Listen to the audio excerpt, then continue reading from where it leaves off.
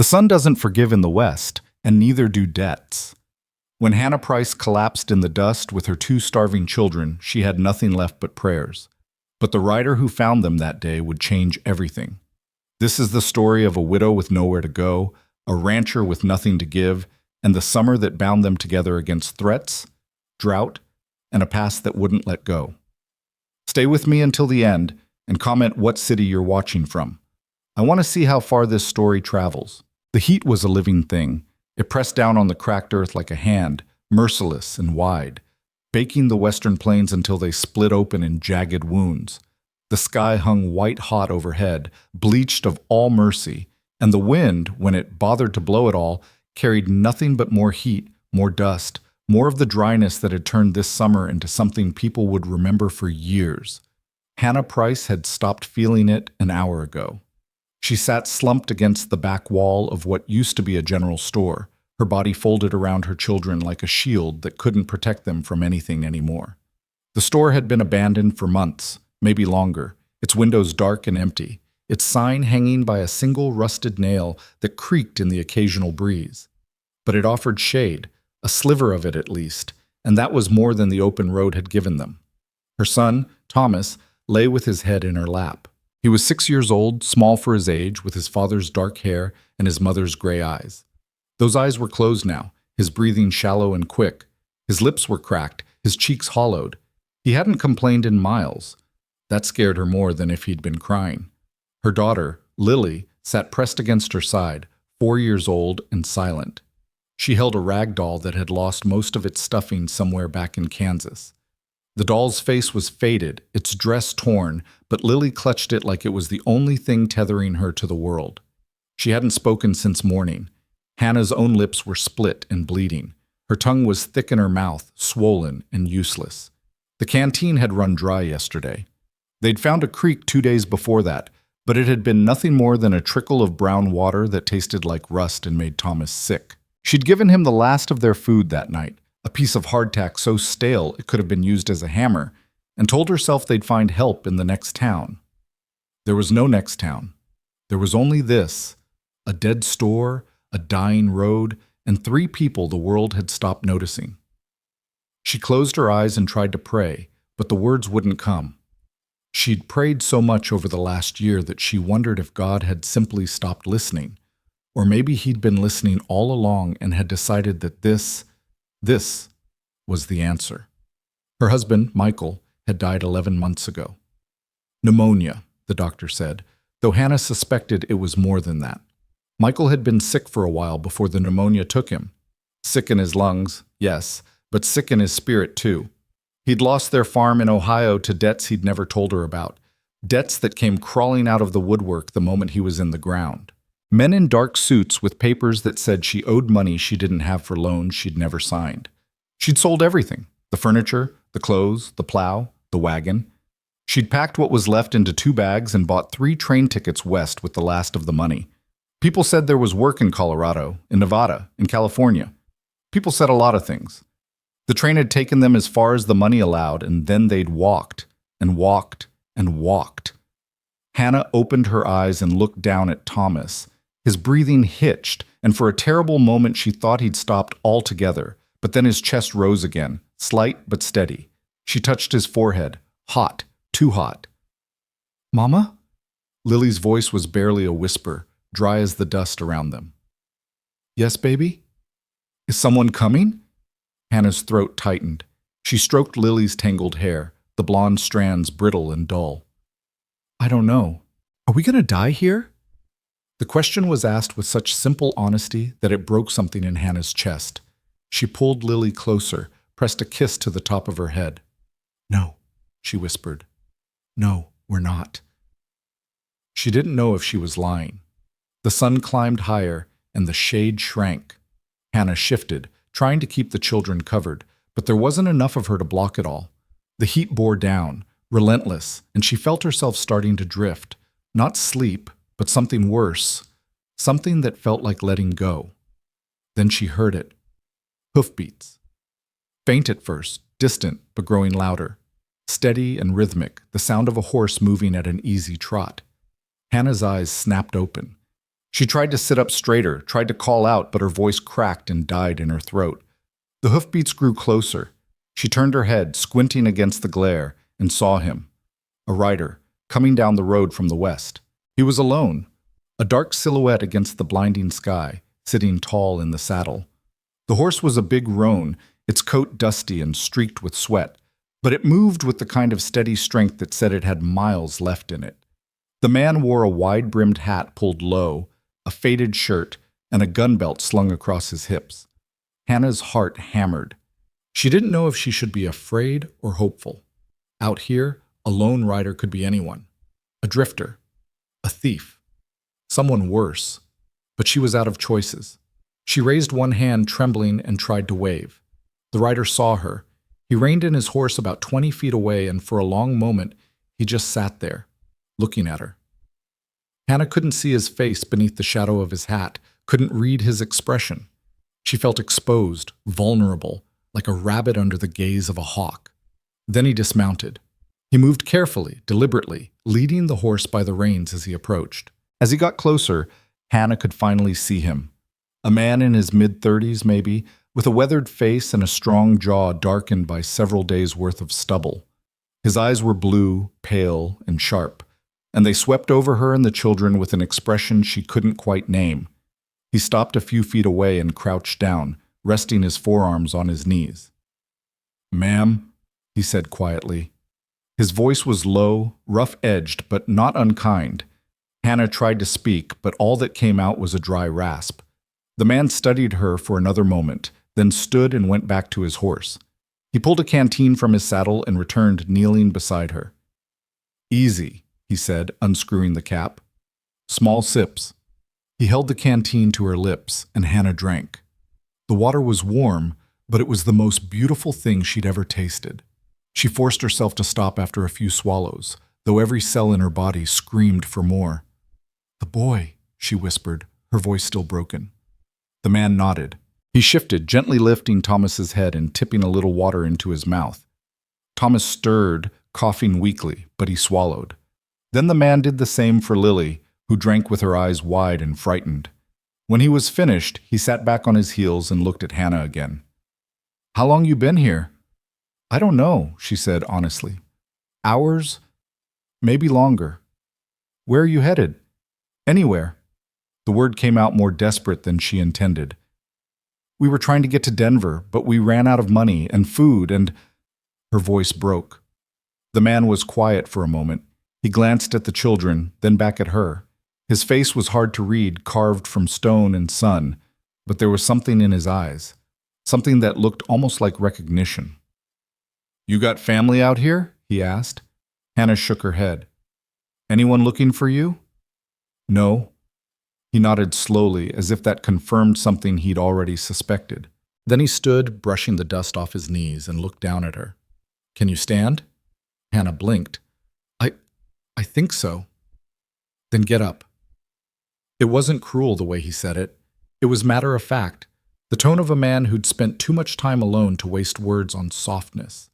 Hannah shifted, trying to move without disturbing Thomas, and the man reached down and scooped the boy up in his arms, as if he weighed nothing at all. "Come on," he said, looking at Lily. "You too, little one." Lily stood on shaky legs, still clutching her doll. The man jerked his chin toward the horse. "Can you hold on if I put you up there?" Lily nodded, mute.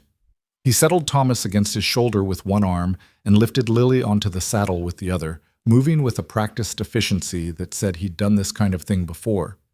Then he turned to Hannah. "Can you walk?" Hannah nodded, though she wasn't sure.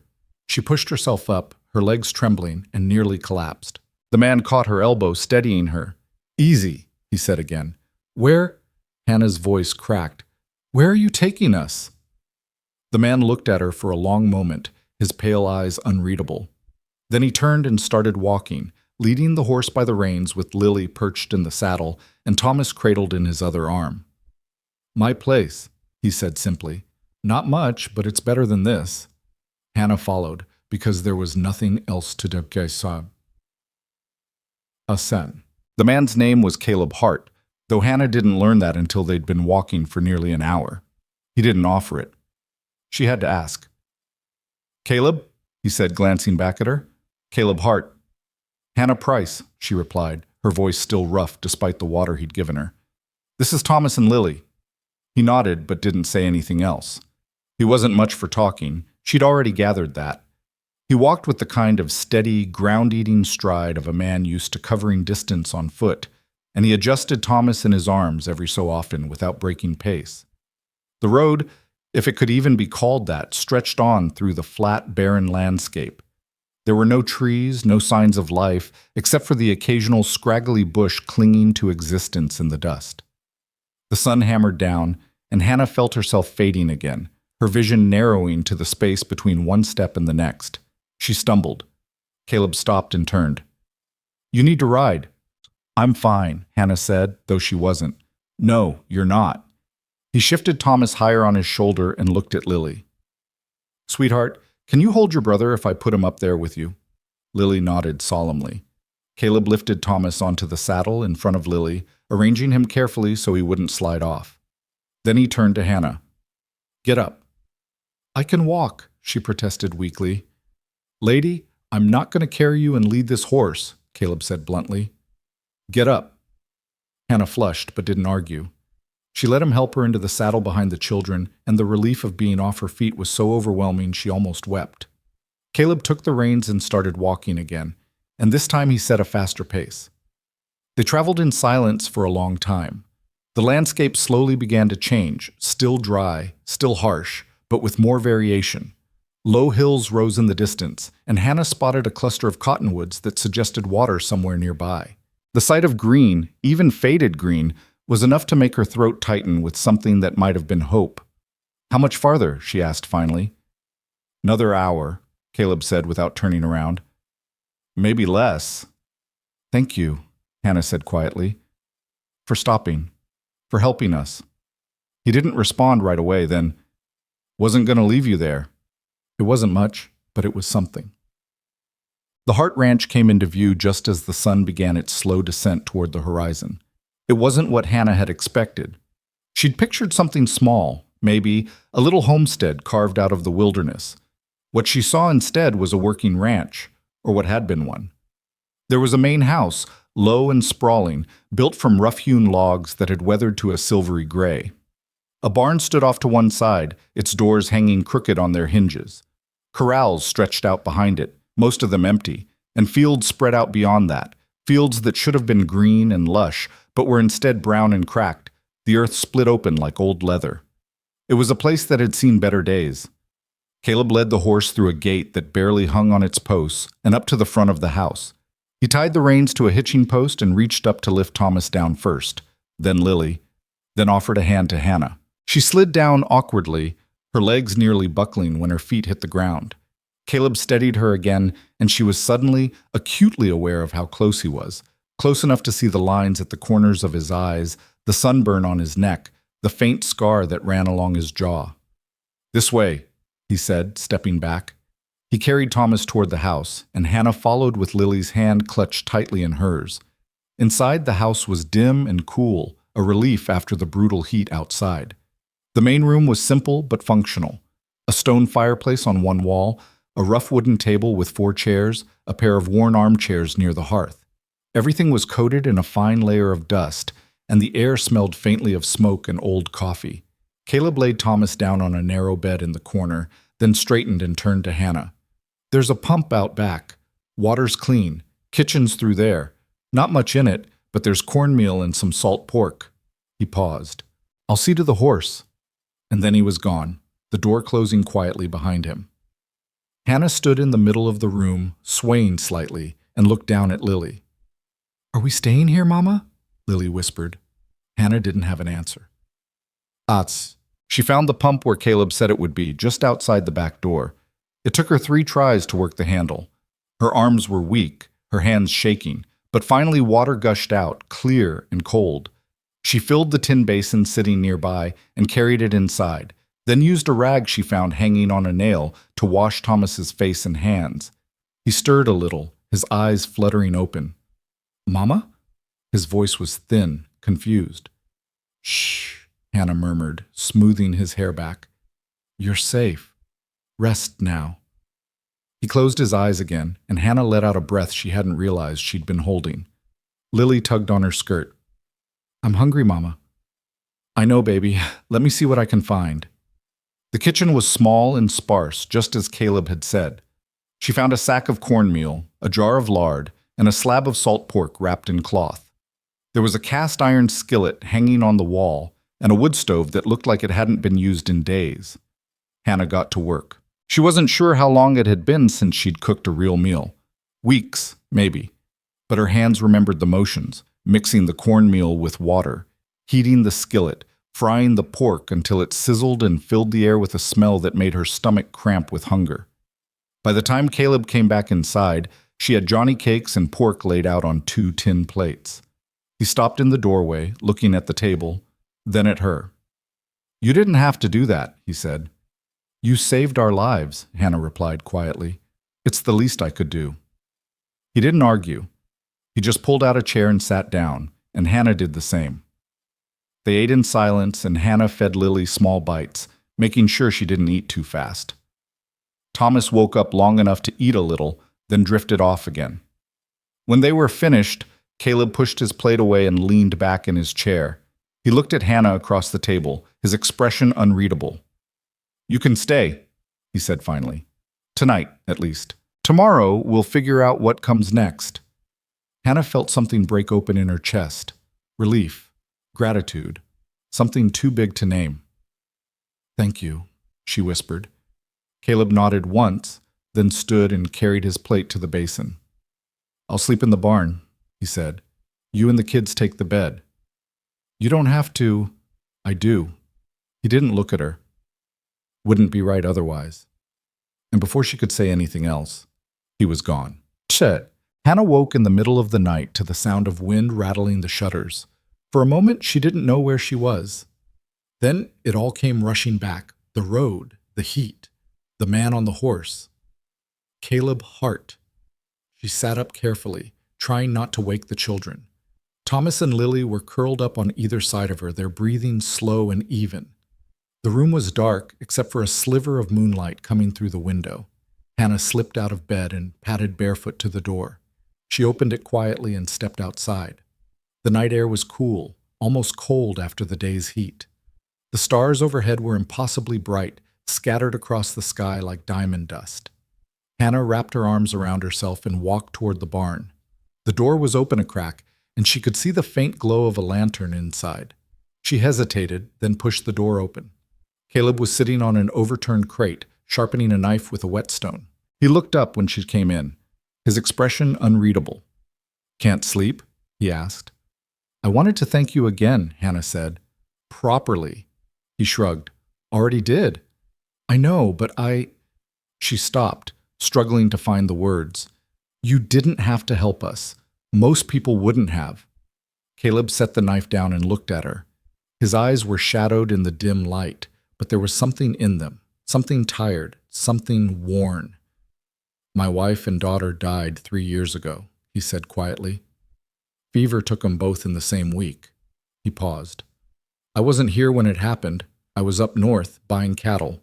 By the time I got back, he trailed off. Hannah's heart clenched. I'm sorry. He shook his head.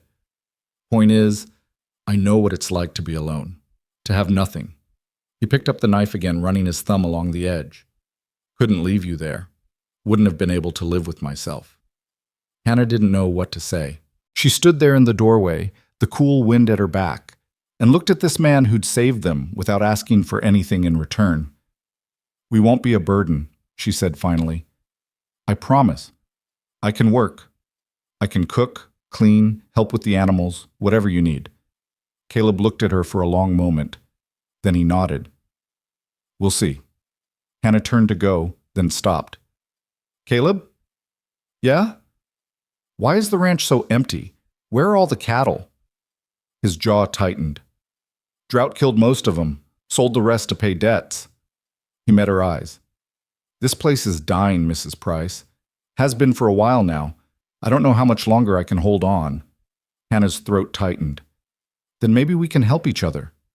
He didn't answer, but something shifted in his expression, something that might have been the faintest glimmer of hope. The days that followed fell into a rhythm Hannah hadn't expected. She woke at dawn before the heat became unbearable and got to work.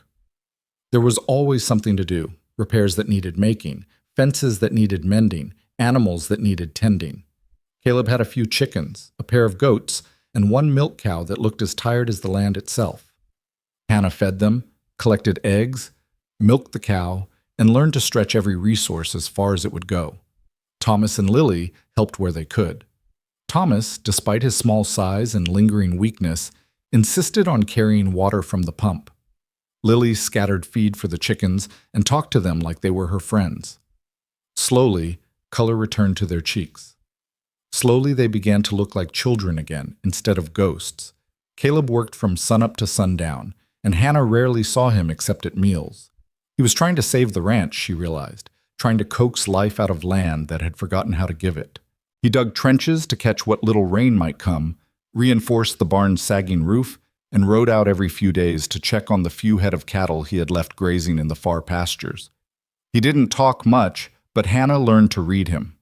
The set of his shoulders when he was worried, the way his jaw clenched when something broke that he didn't have the money to replace.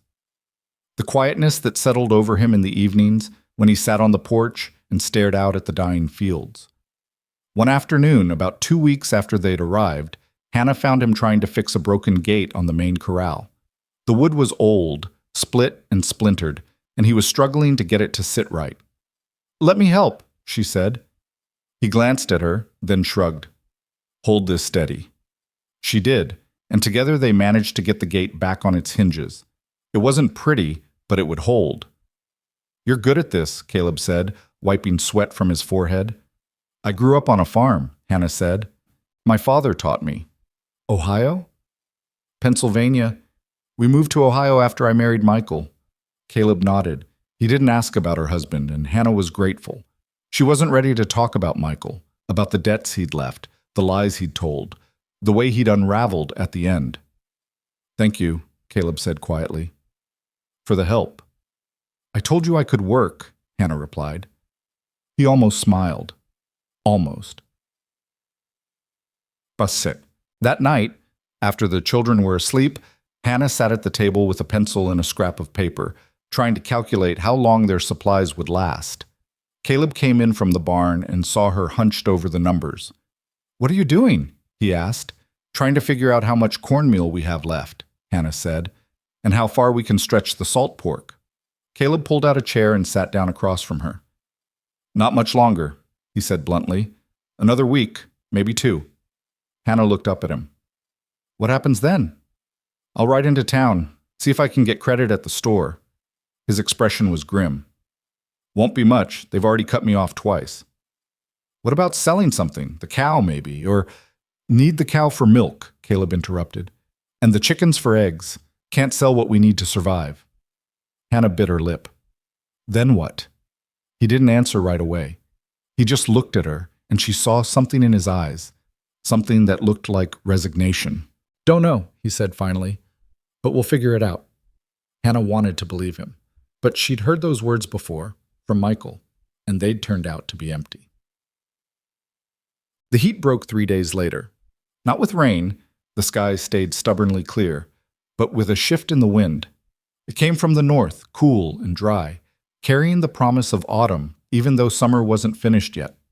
Hannah was hanging laundry when she felt it. She stopped, a damp shirt in her hands, and closed her eyes, letting the wind brush over her face. It felt like mercy. "Mama, look!" She opened her eyes and saw Lily pointing at the sky. A hawk circled overhead, riding the wind in lazy spirals. Hannah smiled and set the laundry aside, walking over to where Lily stood. "Beautiful, isn't it?" she said. Lily nodded. "Is it looking for something?" "Probably. Hawks hunt for their supper just like we do." "Will it find some?" "I think so," Hannah said, though she wasn't sure. Out here, nothing was certain. That evening, Caleb came back from checking the cattle with news. "Creek's starting to flow again," he said, setting his hat on the table. "Not much, but it's something." Hannah felt a flicker of hope. Does that mean the drought's ending? Maybe. Or maybe it's just a tease. He poured himself a cup of coffee from the pot on the stove. Either way, it's a good sign. For the first time since they'd arrived, Hannah saw something in his face that looked like cautious optimism. But the relief didn't last. 2 days later, just after noon, 2 men rode up to the ranch. Hannah saw them from the kitchen window, strangers on horseback, moving slowly up the road. Her stomach clenched. Out here, strangers rarely brought good news. She called for Thomas and Lily. "Go to your room," she said quietly. "Stay there until I tell you to come out." "But Mama." "Now!"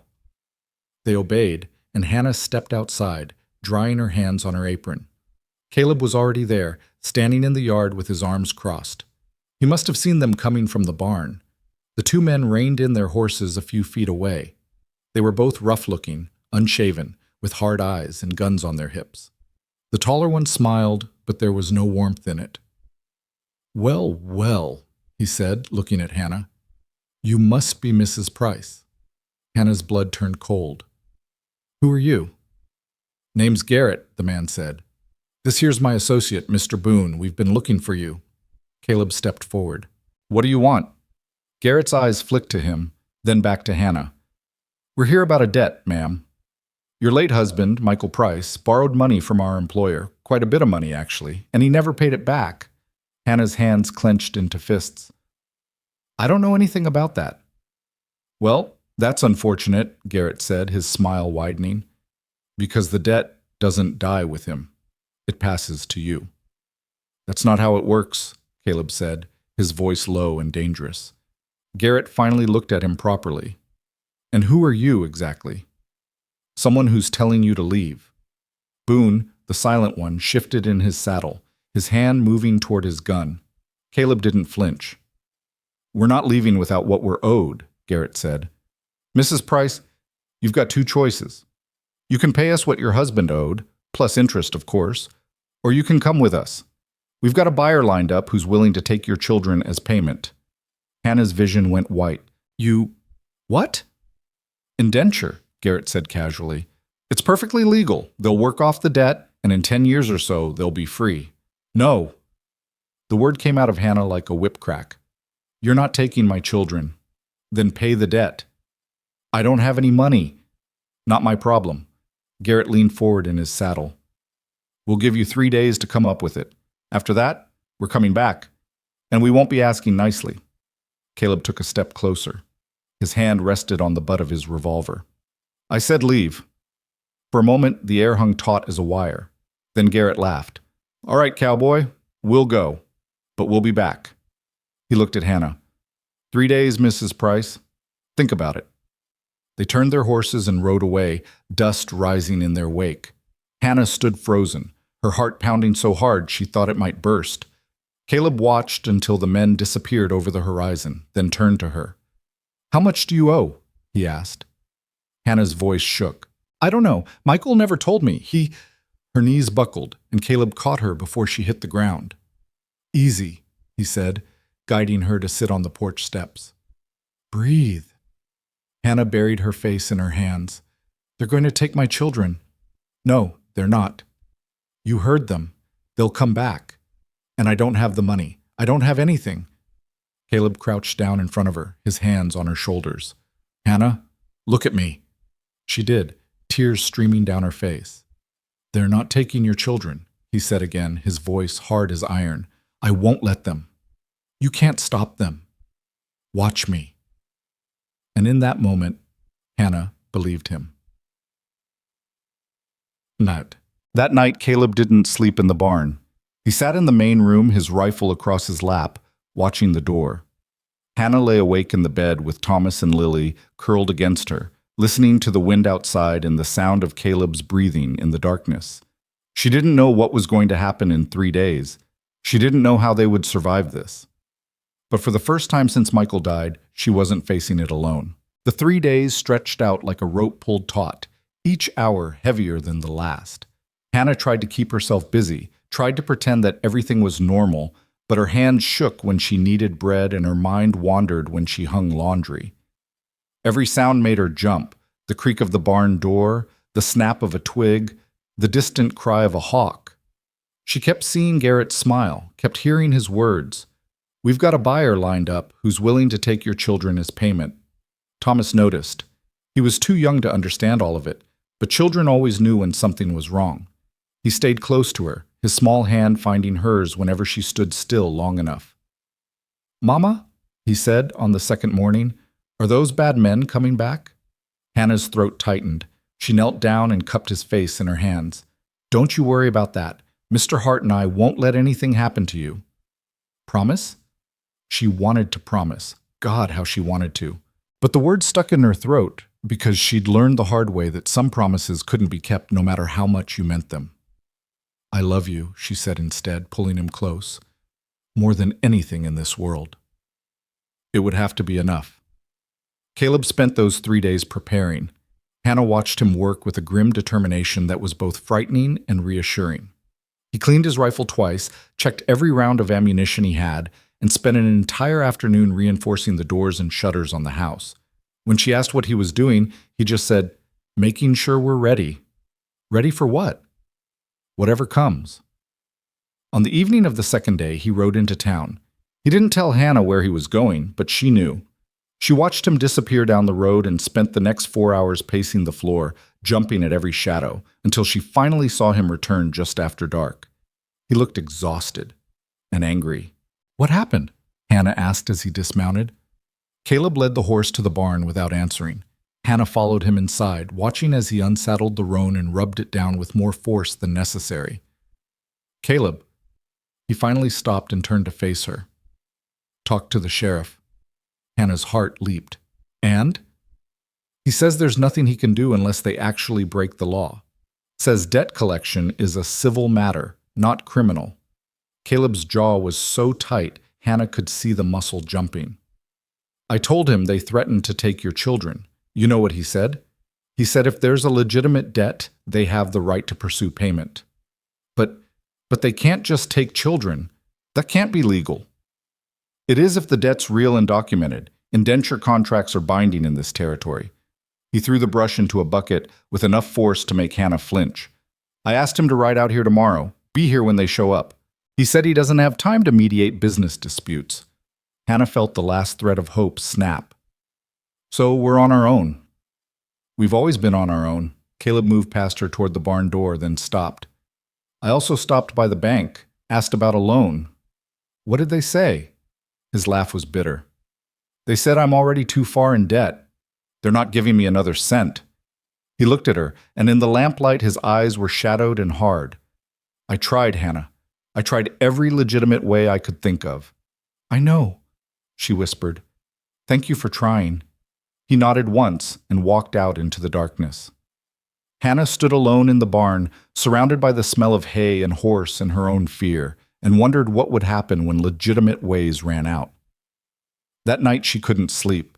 She lay in the bed with Thomas and Lily pressed against her sides, their breathing soft and even, and stared at the ceiling.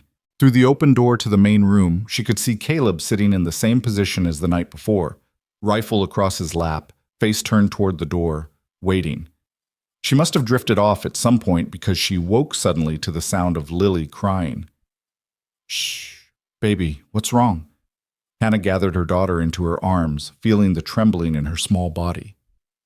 "Bad dream," Lily sobbed. "The bad men came and took Tommy away, and I couldn't find you, and—" "It was just a dream," Hannah murmured, rocking her. "Just a dream. You're safe." But even as she said it, she wondered if she was lying. Thomas stirred, woken by his sister's crying. He sat up and rubbed his eyes. "Is it morning?" "Not yet. Go back to sleep." "I'm not tired." He looked toward the main room where Caleb sat. "Why is Mr. Hart sleeping in the chair again?" "He's keeping watch." "Why?" Hannah hesitated.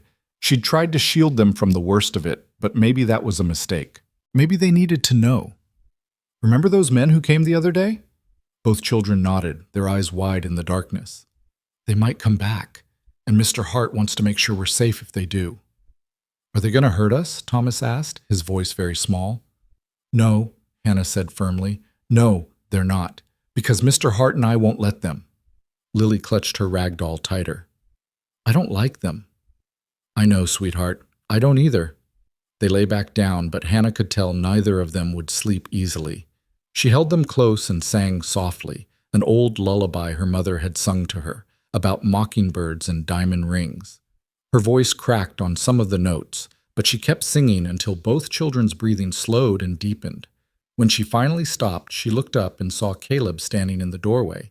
She didn't know how long he'd been there. "That was nice," he said quietly. "The song. My mother taught it to me." He nodded, then hesitated. "You should try to sleep. Tomorrow's going to be hard." "I can't." "I know, but try anyway." He turned to go, and Hannah spoke without thinking. "Caleb?" He paused. "What are we going to do?" In the darkness, she couldn't see his expression, but she heard the steel in his voice when he answered. "We're going to protect your children, whatever it takes." The way he said it, the absolute certainty, sent a chill down Hannah's spine, because she understood what he meant by whatever it takes. She understood that there were lines he was willing to cross that she hadn't fully considered yet, and God help her, she was grateful for it. Morning came too quickly and too slowly all at once.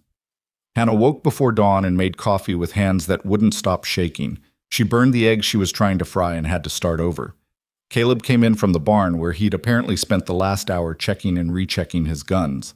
"They'll come around noon," he said, accepting the cup of coffee she offered. "That's when men like that always come. Hot enough to make people tired, early enough to still have the whole day ahead if things go wrong." Hannah sat down across from him. "Have you done this before? Faced down men like this?" "Once or twice." He took a sip of coffee. "I was a deputy for a few years before I bought this place. Saw my share of trouble." "What happened?" "I stopped being a deputy." He didn't elaborate, and Hannah didn't push. Some stories were meant to stay buried. They ate breakfast in silence. The children picked at their food, sensing the tension, and Hannah didn't force them to finish. When the meal was done, Caleb stood and looked at her. "I want you and the kids in the back room when they get here. Keep the door closed and don't come out unless I tell you to." "No." He frowned. "Hannah." "No," she repeated, standing to face him. "This is my problem, not yours. I won't hide while you deal with it alone. You have to think about the children." "I am thinking about them, and they need to see that their mother doesn't run and hide when things get hard." Her voice shook, but held firm. "I'll keep them inside, away from the windows. But I'm not locking myself in a back room like a coward." Caleb studied her for a long moment. Then, surprisingly, he nodded.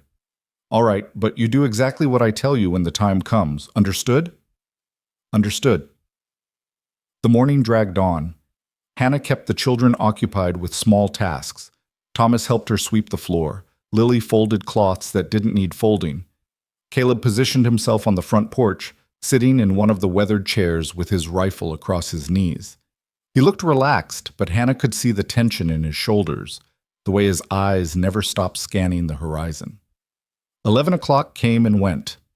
Then 11:30. At 1:15, Caleb stood up. "They're coming," he called. Hannah's heart lurched. She moved to the window and saw them, two riders in the distance, moving at an easy pace.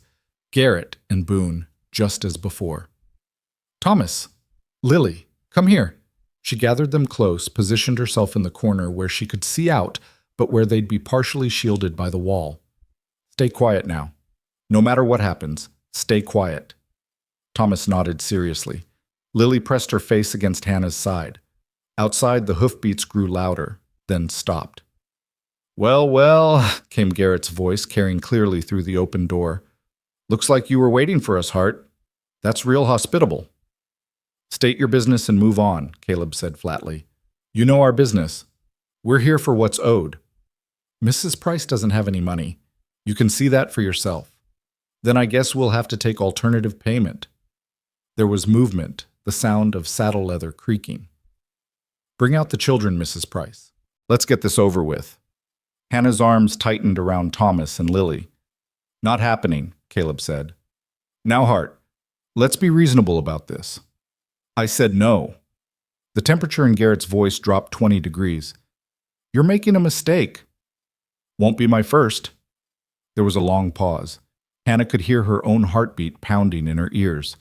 She eased closer to the window, just enough to see Caleb standing at the edge of the porch, his rifle held loosely in one hand. Garrett had dismounted and stood about 15 feet away, his hand resting on his gun belt. Boone was still on his horse, but his posture had changed, alert, ready. "Tell you what," Garrett said, his tone conversational now. "I'm a reasonable man. Let's talk about this. Maybe we can work something out." "Nothing to work out. The woman doesn't owe you anything." "Oh, but she does." "I've got the papers right here." Garrett reached into his vest pocket slowly, pulling out a folded document. "Want to see them? All legal and proper. Michael Price borrowed $2,000 from Mr. Jacobson in Kansas City, never paid back a cent. The debt transfers to his widow. Let me see those papers. Come on down here and I'll show you." Caleb didn't move. "Throw them up here," Garrett smiled. "That's not very trusting of you." "I don't trust you?" "Smart man." Garrett refolded the papers and put them back in his pocket. "But here's the thing, Hart. Legal or not, I'm leaving here today with something. Either money, the children, or..." He paused meaningfully. "We can take it up with you instead, and I don't think that'll end well for anybody." "Is that a threat?" "That's a promise." The air felt charged, electric. Hannah's hands were sweating. She wanted to call out to tell them to just take whatever she had, her wedding ring, the few coins hidden in her bag, anything. But she knew it wouldn't be enough. $2,000 might as well have been $2 million. "Boone," Garrett said quietly, "why don't you go around back? Make sure nobody slips out that way." Boone started to turn his horse, and Caleb moved. The rifle came up smooth and fast, aimed square at Garrett's chest. "Tell your friend to stay put," Caleb said, his voice deadly calm. "Or this gets ugly real quick." Garrett's hand moved toward his gun. "Don't." Caleb's finger was on the trigger. "I can put a round through you before you clear leather. You know I can." Garrett froze. For a long moment, nobody moved. Then Garrett slowly raised his hands, showing empty palms. "All right," he said. "All right. No need for anybody to get shot. Boone, hold up." Boone stopped but didn't look happy about it. "Here's how this is going to work," Caleb said. "You're going to get back on your horse, both of you, and you're going to ride out of here. If you come back, I'll shoot you on sight. If you send someone else, I'll shoot them too. This isn't a negotiation, it's a statement of fact." Garrett's smile was gone now, replaced by something cold and hard. "You can't watch them every hour of every day, Hart. Eventually, you'll slip up, and when you do, when I do, you'll already be in the ground. Now move." For a terrible second, Hannah thought Garrett would draw anyway, thought this would end in blood and gunfire right here in the dusty yard. But then Garrett took a step back toward his horse. "You're making a powerful enemy," he said. "Already got plenty of those. One more won't make much difference." Garrett swung into his saddle, his movements tight with controlled anger. "This isn't over." "Yeah, it is." 3 days, Garrett said, looking past Caleb toward the house, toward where he knew Hannah was watching. "We gave you 3 days. You had your chance to do this easy. What comes next is on you." He wheeled his horse around and spurred it hard. Boone followed, and the two of them galloped away, dust rising in their wake like smoke. Caleb stood motionless until they disappeared from sight. Then his shoulders sagged, just for a moment, before he straightened again and came back inside. Hannah was trembling. She couldn't seem to stop.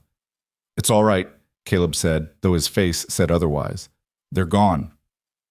"For now." Hannah's voice came out thin and reedy. "But they'll be back. You heard him."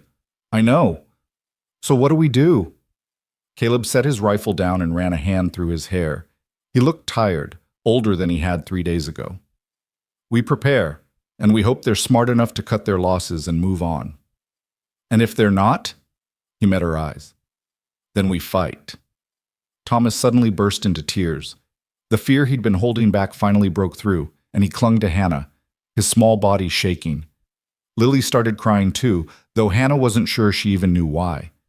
"Shh," Hannah murmured, holding them both. "It's okay. You're safe. I promise." But she could feel Caleb's eyes on her, and she knew he was thinking the same thing she was. That it wasn't okay, that they weren't safe, that her promise might be one more lie in a long line of lies the world had told them.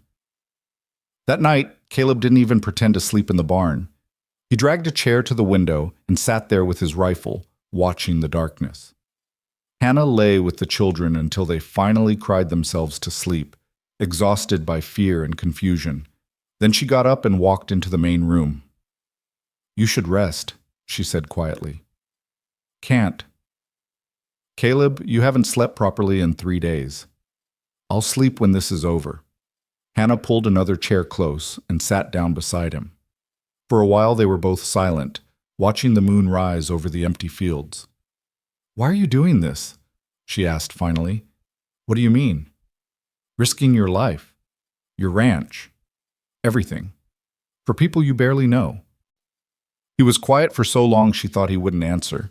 Then, "I told you about my wife and daughter." "Yes." "What I didn't tell you is that I wasn't a good husband or a good father." His voice was low, rough. "I was always working, always chasing the next thing. More land, more cattle, more money. Thought that's what made a man successful. Thought I had time to slow down later, spend time with them later." Hannah waited. "When they got sick, I wasn't here, and by the time I got back..." He stopped, swallowed hard. "My daughter's name was Sarah. She was 4 years old, and the last thing I said to her before I left was that I was too busy to play with her." "Oh, Caleb. I can't bring them back. Can't undo what I failed to do." He turned to look at her, and in the moonlight his eyes were bright with unshed tears. "But I can do this. I can stand between you and those men. I can protect your children even if I couldn't protect my own." Hannah's throat ached. She reached out and took his hand, rough and calloused, and held it tight. "You're a good man," she said. "No, but maybe I'm trying to be." They sat like that for a long time, holding hands in the darkness, two broken people trying to hold the line against a world that wanted to break them further. The days that followed were strange. Life continued, chores had to be done, animals had to be fed, children had to be cared for. But it all happened under a shadow of waiting. Waiting for Garrett and Boone to come back. Waiting for the other shoe to drop. A week passed, then 2. Hannah started to hope very carefully that maybe it was over, that maybe Garrett had decided they weren't worth the trouble after all. Then one morning she woke to find Caleb already up, standing at the window with his rifle. "What is it?" she asked, her stomach clenching. "Rider coming, just one." Hannah quickly dressed and joined him at the window. Sure enough, a lone horseman was approaching, but it wasn't Garrett or Boone. This was someone else, older, wearing a star on his vest. "That's the sheriff," Caleb said, his voice carefully neutral. They went out onto the porch together. The sheriff, a heavy-set man in his 50s with a gray mustache, reined in his horse and touched the brim of his hat. "Hart, Mrs. Price." "Sheriff Donnelly," Caleb said. "What brings you out here?" "Need to talk to you both." He dismounted stiffly. "Mind if I come inside?" Caleb hesitated, then stepped aside. "Come on in." They settled around the kitchen table, Hannah, Caleb, and the sheriff. Thomas and Lily peeked out from the back room until Hannah shooed them away. Sheriff Donnelly pulled out a piece of paper and set it on the table. "Got a complaint filed against you, Hart. Garrett Reed says you threatened him and his associate with deadly force. Says he was conducting legitimate business and you ran him off at gunpoint." Caleb's expression didn't change. "That what he says, is it?" "That's what he says. Also says Mrs. Price here owes his employer a considerable sum of money." "Michael Price owed money," Hannah interjected. "Not me." "Well now, that's where it gets complicated." The sheriff pulled out another paper. "According to this, you co-signed on one of the loans." Hannah felt the blood drain from her face. "What? No, Michael never asked me to." "There's a signature here that looks an awful lot like yours." He pushed the paper across the table. Hannah looked at it, and her vision swam. There was her name, or something close to it. The handwriting wasn't quite right, but close enough that if you didn't know better... "That's not my signature," she said, but her voice shook. "You sure about that?" "I'm sure. I never signed anything for Michael. He handled all the finances. I didn't even know about these debts until after he died." The sheriff sat back in his chair. "Mrs. Price, I'm inclined to believe you, but the thing is, this is a civil matter. If Reed's employer wants to pursue this in court, that's between you and them. What I care about is the fact that Hart here pulled a gun on them. They threatened to take her children. Caleb said quietly. What would you have done? I'd have come to me. Let the law handle it. I tried. You said there was nothing you could do. Donnelly had the grace to look uncomfortable. That's not exactly what I said. It's close enough. The sheriff sighed and stood up. Look, Hart, I know you're trying to do right here, but you can't just go around threatening people, even if they're in the wrong. Next time something like this happens, you come find me first. Let me deal with it proper. And if there isn't time, then you do what you have to do, but you better be damn sure you're on the right side of it. He looked at Hannah. Mrs. Price, I'd suggest you find yourself a lawyer. Get those papers looked at by someone who knows what they're talking about. If that signature's forged, you've got a case. I don't have money for a lawyer, Hannah said quietly. There's a fellow in town named of Adams. Does some work pro bono for folks in tough situations. Might be worth talking to him. Thank you, Hannah whispered. After the sheriff left, Hannah sat at the table with her head in her hands. Caleb stood by the stove, arms crossed, looking out the window. They forged my signature, Hannah said. Michael or his creditors or someone. They made it look like I was responsible for his debts. Probably Michael, Caleb said grimly. Men in deep tend to do desperate things. How could he do that to me, to his own children? Fear makes people cruel, makes them selfish. He turned to look at her. But that means this document isn't legal, which means they can't collect. Unless they convince a judge it's real. Then we make sure they don't. Hannah looked up at him. The sheriff said I should get a lawyer. But even if this Adams fellow helps me for free, it'll take time. Months, maybe. And what do we do in the meantime? We stay careful, stay ready. His jaw tightened, and we don't let our guard down for a second. The meeting with the lawyer happened 3 days later. Caleb drove them into town in his wagon, the one he usually reserved for hauling supplies. Hannah sat beside him on the bench, wearing her only decent dress. Faded blue calico that she'd mended so many times the seams showed white against the fabric. Thomas and Lily sat in the back, unusually quiet, watching the landscape roll past. It was the first time Hannah had been to town since arriving at the ranch. The settlement was small, barely more than a main street with wooden buildings slouching against each other like tired old men. A general store, a saloon, a church with a crooked steeple, and a handful of houses scattered around the edges. The kind of place where everyone knew everyone else's business before breakfast. Caleb pulled the wagon up in front of a narrow building with a hand-painted sign that read, J. Adams, Attorney at Law. He helped Hannah down, and she noticed the way people watched from doorways and windows. News traveled fast in places like this, and she was certain everyone knew about the widow staying at Hart's ranch, about the men who'd come looking for her, about the confrontation that had brought the sheriff out. You want me to come in with you? Caleb asked. Hannah shook her head.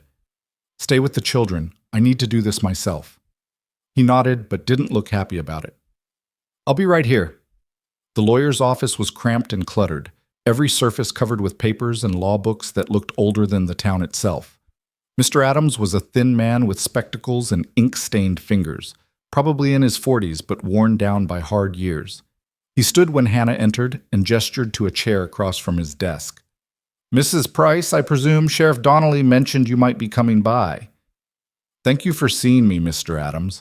I should tell you up front that I don't have money to pay you. The sheriff mentioned that too. Sit down, please. Let's see what we're dealing with before we worry about payment. Hannah sat and pulled the folded document from her bag. The one Sheriff Donnelly had shown her, which she'd asked to keep. She handed it to Adams, and he unfolded it carefully, studying it through his spectacles. This is a promissory note, he said after a moment. $2,000 borrowed from a Mr. Jacobson of Kansas City, dated April of last year. Your husband's signature here, and he paused. What purports to be yours as co-signer? It's not mine. You're certain? Yes.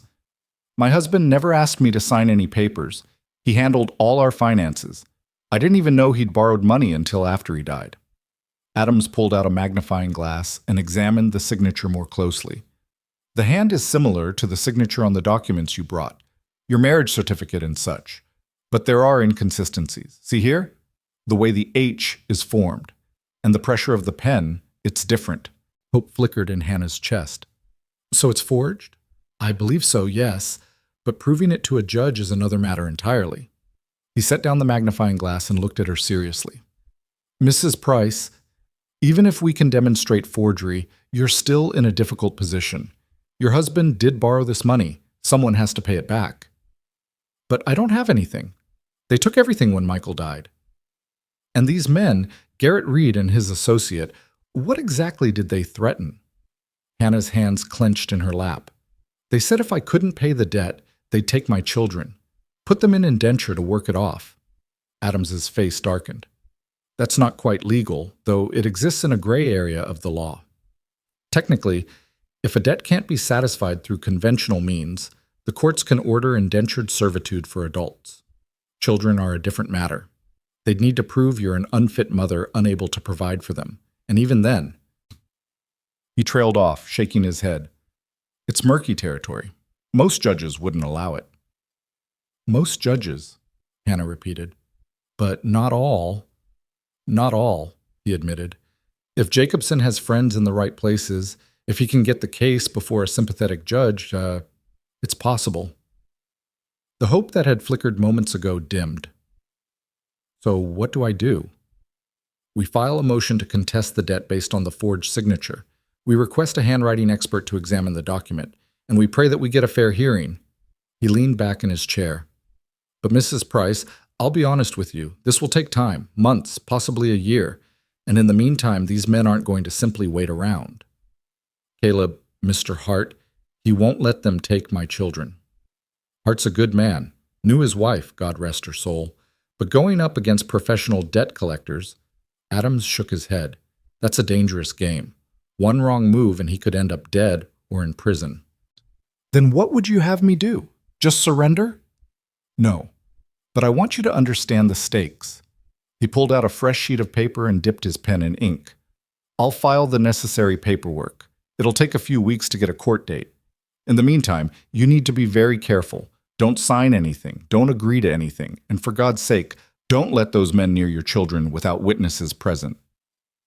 Hannah left the office feeling somehow both better and worse.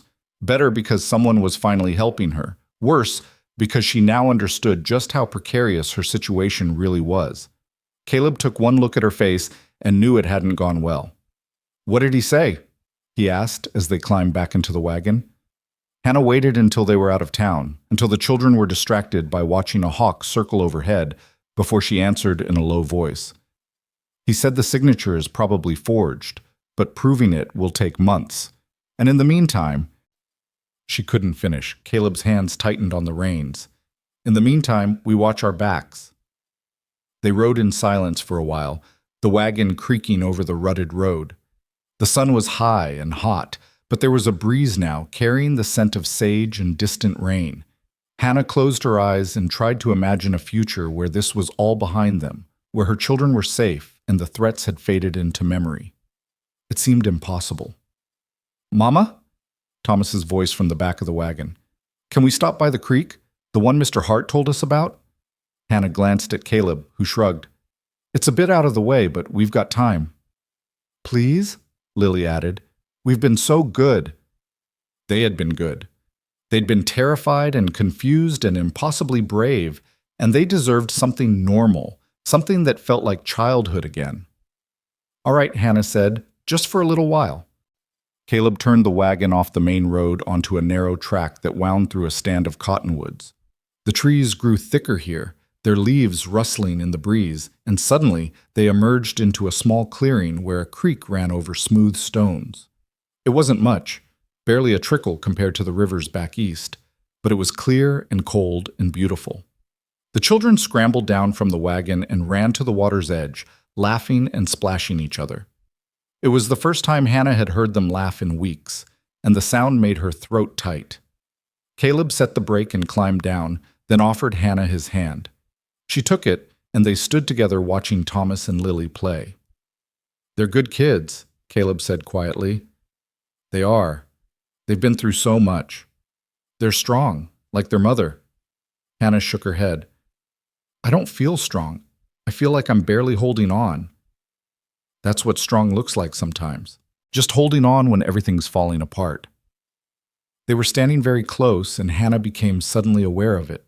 The warmth of him beside her, the calluses on the hand that still held hers, the way he smelled like leather and horses, and something uniquely him. She looked up and found him watching her with an expression she couldn't quite read. "Caleb, look, look, Mama!"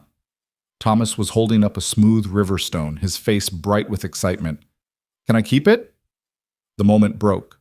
Hannah stepped back, releasing Caleb's hand. "Of course, sweetheart. You can start a collection."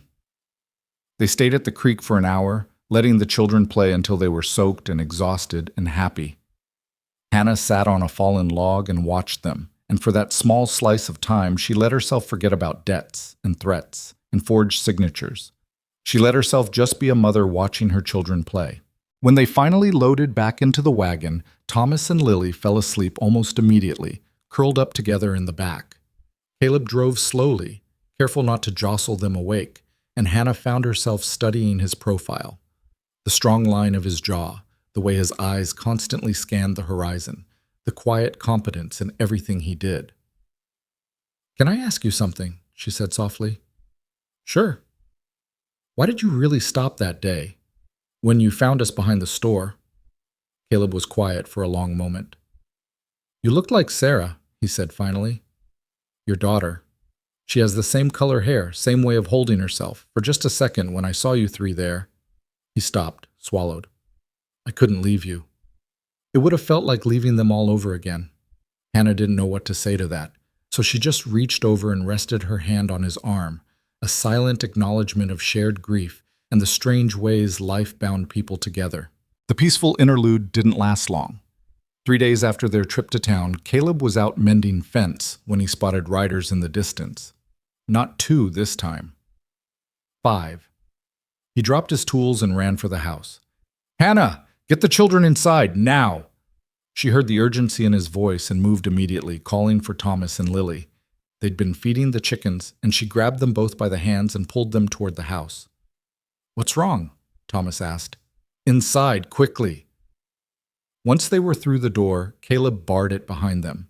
He grabbed his rifle and moved to the window. "Stay back from the glass." Hannah positioned herself where she could see out. The riders were closer now, and she could make out Garrett in the lead. But the others, rough-looking men with guns and hard faces, were strangers. "He brought reinforcements," Caleb said grimly. "What do we do?" "Same as before. We don't let them in." But his voice was less certain now.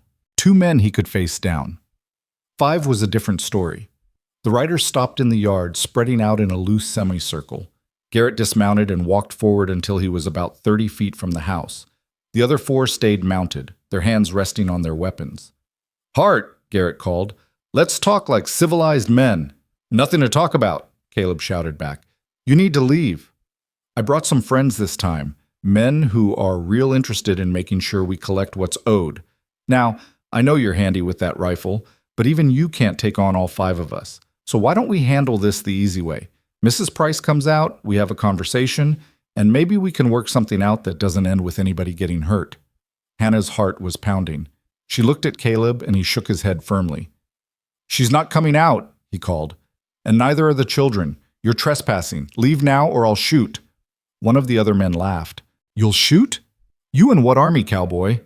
Garrett held up a hand, silencing him. "Hart, be reasonable. We don't want trouble. We just want what's ours.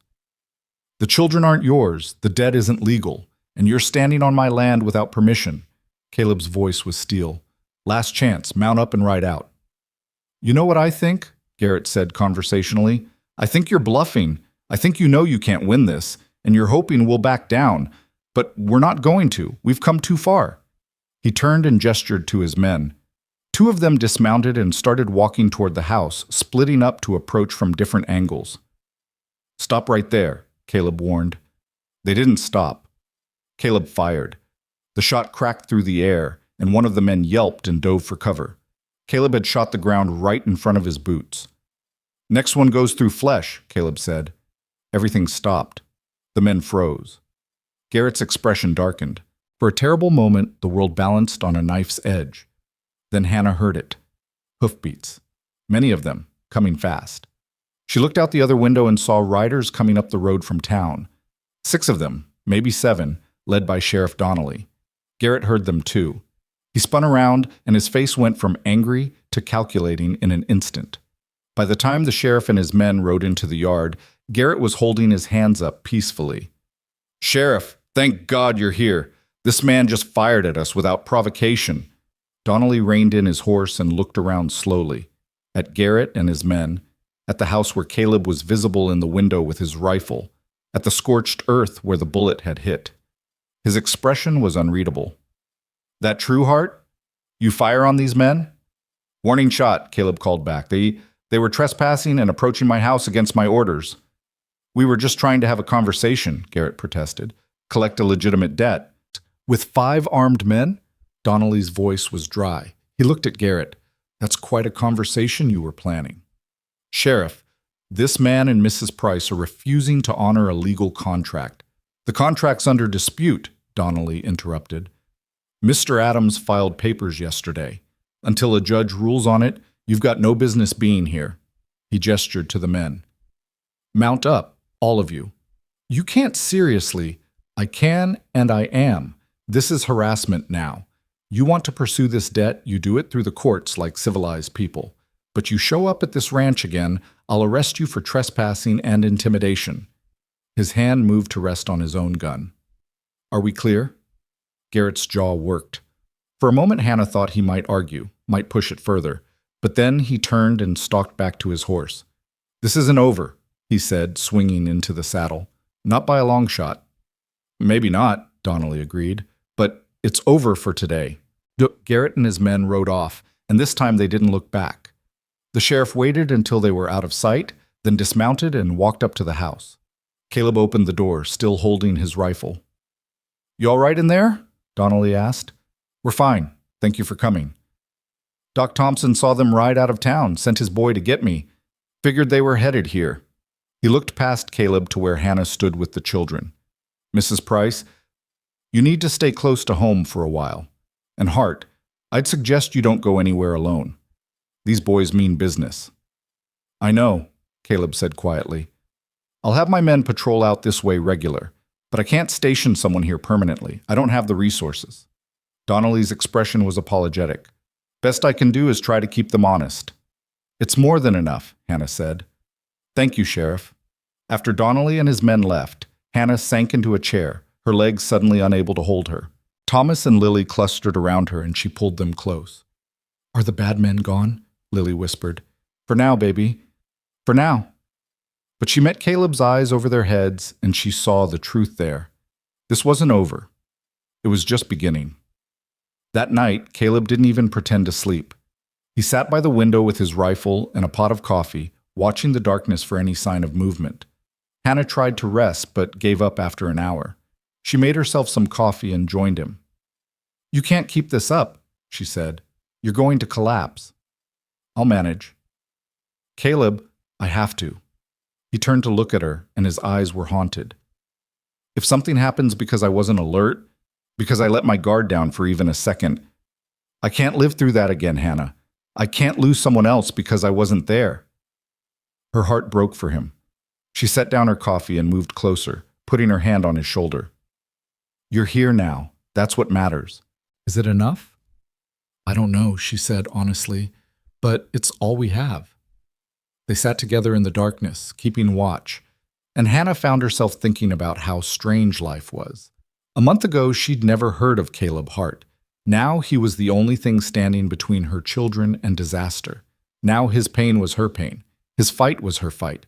Now she couldn't imagine facing any of this without him. The days that followed were tense. Every sound made Hannah jump. Every rider in the distance sent Caleb reaching for his gun. They kept the children close, never letting them wander beyond sight of the house. Thomas grew quiet and serious, his childhood slipping away under the weight of fear. Lily had nightmares every night. Hannah tried to maintain some semblance of normalcy. She cooked meals, washed clothes, told stories, but it all felt like play acting, like they were just going through the motions while waiting for the storm to break. The storm came on a Saturday evening, just as the sun was setting. Hannah was washing dishes when she smelled smoke. At first she thought it was just the stove, that she'd forgotten to bank the fire properly. But the smell was wrong, sharper, more acrid. She turned and saw black smoke pouring through the cracks around the front door. "Caleb!" He was there in an instant, and his face went white when he saw the smoke. He yanked the door open and jumped back as flames licked up the porch. Someone had set fire to the house. "Out the back!" Caleb shouted. "Now!" Hannah grabbed Thomas and Lily and ran for the back door. Smoke was already filling the main room, thick and choking. She could hear the fire crackling, could feel the heat building. They burst out the back door into the cool evening air, and Hannah kept running until they were 50 feet from the house. She turned and saw the flames climbing the front wall, reaching for the roof. Caleb was running toward the barn, and she realized with horror what he was doing. "Caleb, no!" He ignored her and disappeared inside the barn. Seconds later, he emerged leading his horse and the milk cow, driving them away from the buildings. Then he grabbed a bucket and started pumping water frantically. "Caleb, it's too late!" Hannah screamed. The fire was already consuming the front of the house, spreading faster than any one man could fight. But he kept pumping, kept throwing water, his face desperate and determined. Hannah handed the children to each other. "Hold on to your sister, Thomas. Don't let go," and ran to help him. She grabbed another bucket, and together they fought the fire, knowing it was hopeless but unable to stop trying. The roof caught. Flames shot into the darkening sky, bright and terrible and beautiful. Hannah's home for the past month, the place where she'd finally started to feel safe, was being devoured. And then she heard it. Hoofbeats again, multiple riders, and her blood turned to ice. They'd come back. They'd set the fire to flush them out. And now... But it wasn't Garrett. It was 3 of the neighboring ranchers, men she'd never met, drawn by the sight of flames on the horizon. They brought more buckets, more hands, and together they managed to save the back half of the house and the barn. The front was a total loss, collapsed into a smoking ruin, but the kitchen and the bedroom where the children slept survived. By the time the fire was finally out, Hannah was covered in soot and ash, her hands blistered, her lungs burning. Caleb looked like he'd been through hell, his face blackened and his eyes red. One of the ranchers, a grizzled man named Miller, clapped Caleb on the shoulder. "Saw the smoke from my place. Figured you could use help." "Thank you," Caleb said hoarsely. "All of you." "This an accident?" Miller asked, though his tone said he already knew the answer. "No." Miller nodded grimly. "Figured, you need anything, supplies, lumber to rebuild. You let us know. We take care of our own out here." After the neighbors left, promising to return in the morning to help assess the damage, Caleb and Hannah stood looking at the remains of the house. Thomas and Lily were huddled together nearby, Lily crying softly into her brother's shoulder. "They tried to kill us," Hannah said numbly. "They actually tried to kill us. They tried to scare us." Caleb's voice was hard as stone. "This was a message. What kind of message burns down someone's home? The kind that says they're done playing games." He turned to her, and she saw rage burning in his eyes, cold, controlled rage that was somehow more frightening than any explosion of anger would have been. But they made a mistake. What mistake? They pushed too far. Before, the sheriff was sympathetic, but it was just talk. Now? He gestured at the burned house. Now it's arson. That's a crime he has to investigate. And when he finds out who did this, and we both know who did this, he'll have to act. Hannah wanted to believe him, but she'd lost too much, had too many promises broken, to trust in justice anymore. "And in the meantime," she asked, "where do we sleep? How do we live?" Caleb looked at the barn. "We have the barn. It's not much, but it'll keep us dry. And tomorrow, we start rebuilding." He put his hands on her shoulders, forcing her to meet his eyes. "Hannah, listen to me. They want us broken. They want us scared enough to give up. But we're not going to. You hear me? We're not going to give up." She looked at this man who'd saved her, who'd fought for her, who was willing to risk everything for children that weren't even his, and she felt something shift inside her chest, something that felt like steel forging itself in fire. "No," she said, "we're not." They spent that first night in the barn, huddled together on blankets that smelled of hay and horses. Hannah lay awake listening to the children breathe, listening to Caleb's restless movements as he checked and rechecked the doors. Every creak of wood, every whisper of wind made her heart race. She kept seeing flames in her mind, kept smelling smoke, even though the fire was long out. When dawn finally came, pale and gray, she rose stiff and aching. Caleb was already outside, walking through the ruins of the house with his hat in his hands.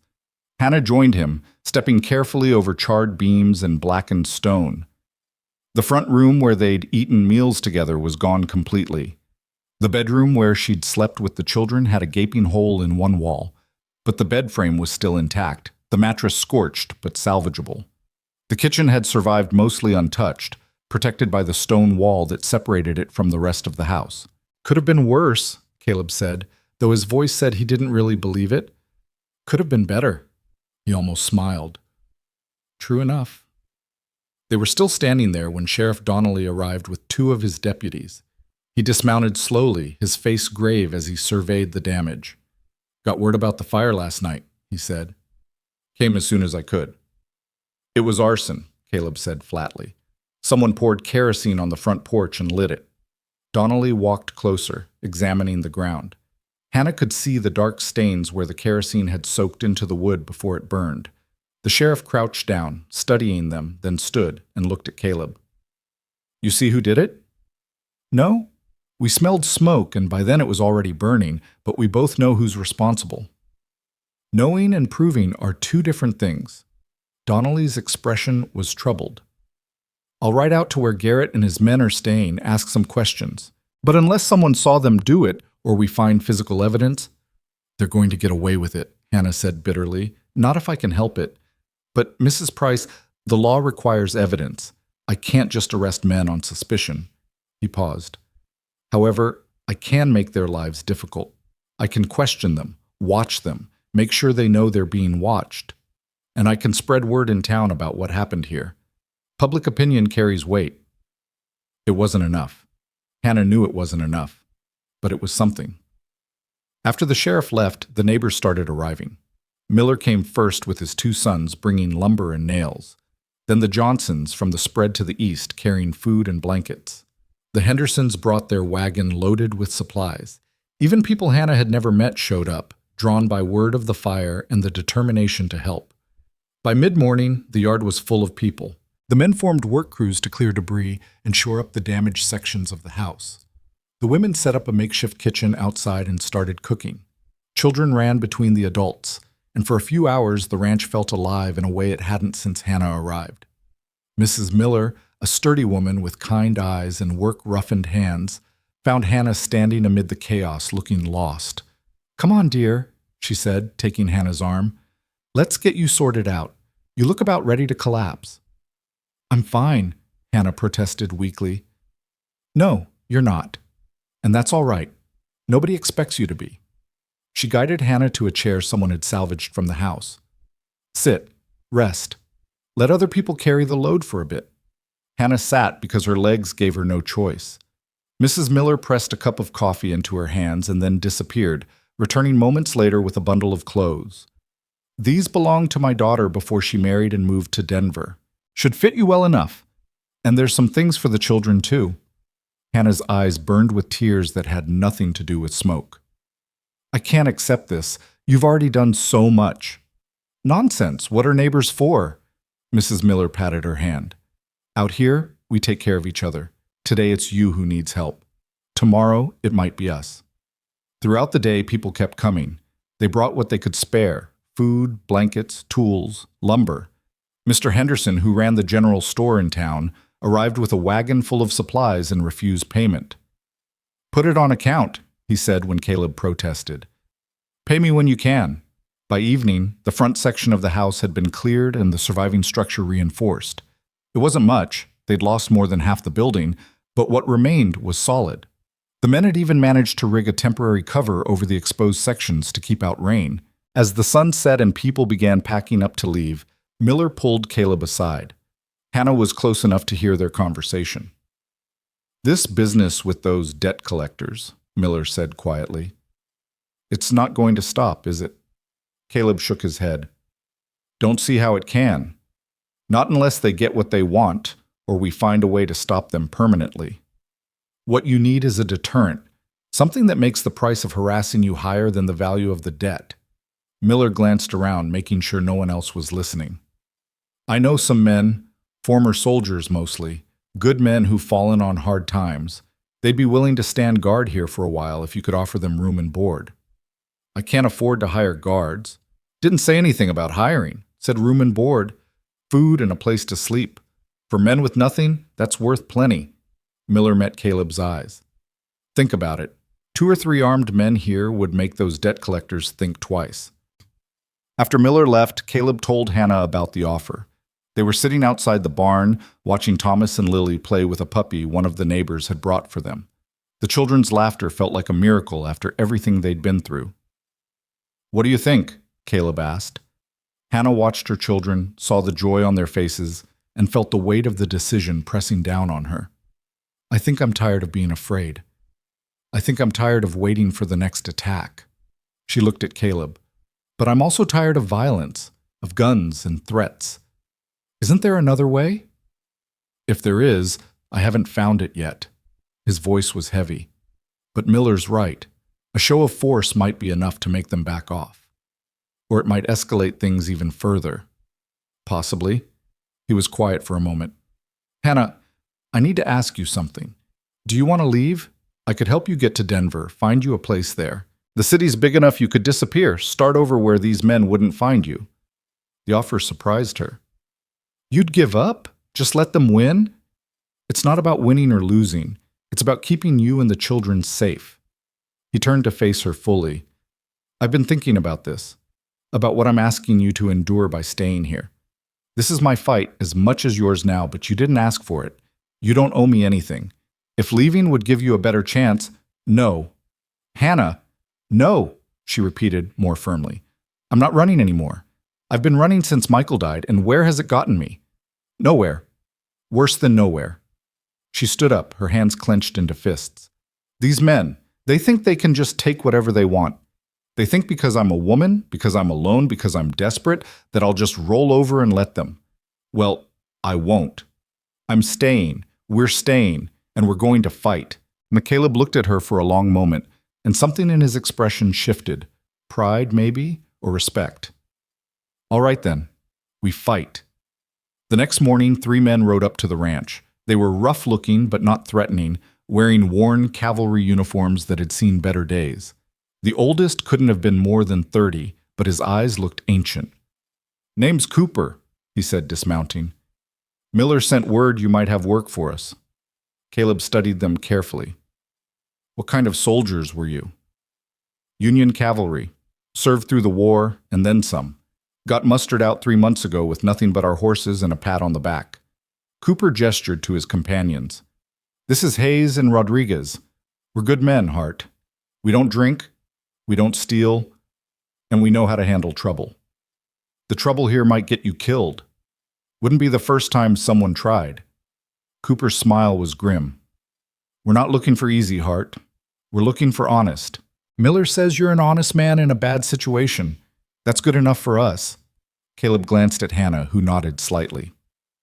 All right, you can stay in the barn. We don't have much in the way of food, but what we have, you're welcome to share. In return, you help with the ranch work and you keep watch. Someone tries to start trouble, you help me end it. Fair enough. The 3 men settled in quickly. They were true to their word. They worked hard during the day, helped repair the house and tend the animals, and they took turns standing watch at night. Their presence changed the atmosphere of the ranch immediately. Hannah felt some of the constant tension ease from her shoulders, knowing that Caleb wasn't alone anymore, that there were others who would stand with them. Thomas was fascinated by the soldiers, especially Rodriguez, who taught him to whistle and told stories about his childhood in Texas. Lily was more cautious, but even she warmed up when Hayes carved her a small wooden horse that she clutched like a treasure.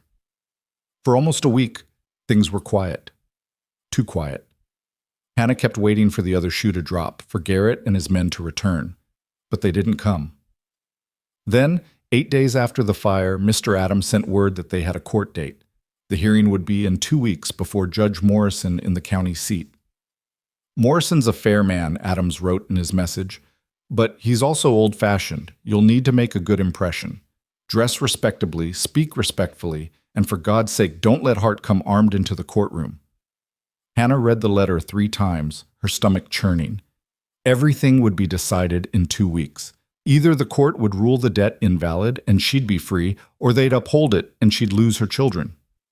"We need to prepare," Caleb said when she showed him the letter.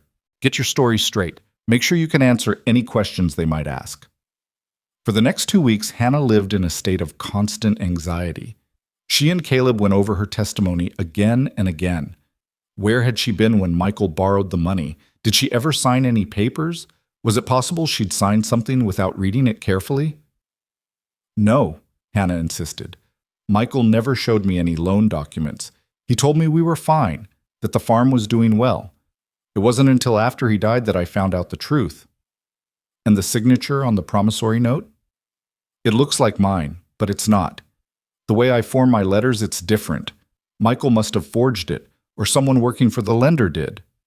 Adams arrived the day before the hearing to coach her more thoroughly. He brought a handwriting expert with him, a professor from back east, who examined the promissory note and several samples of Hannah's actual signature.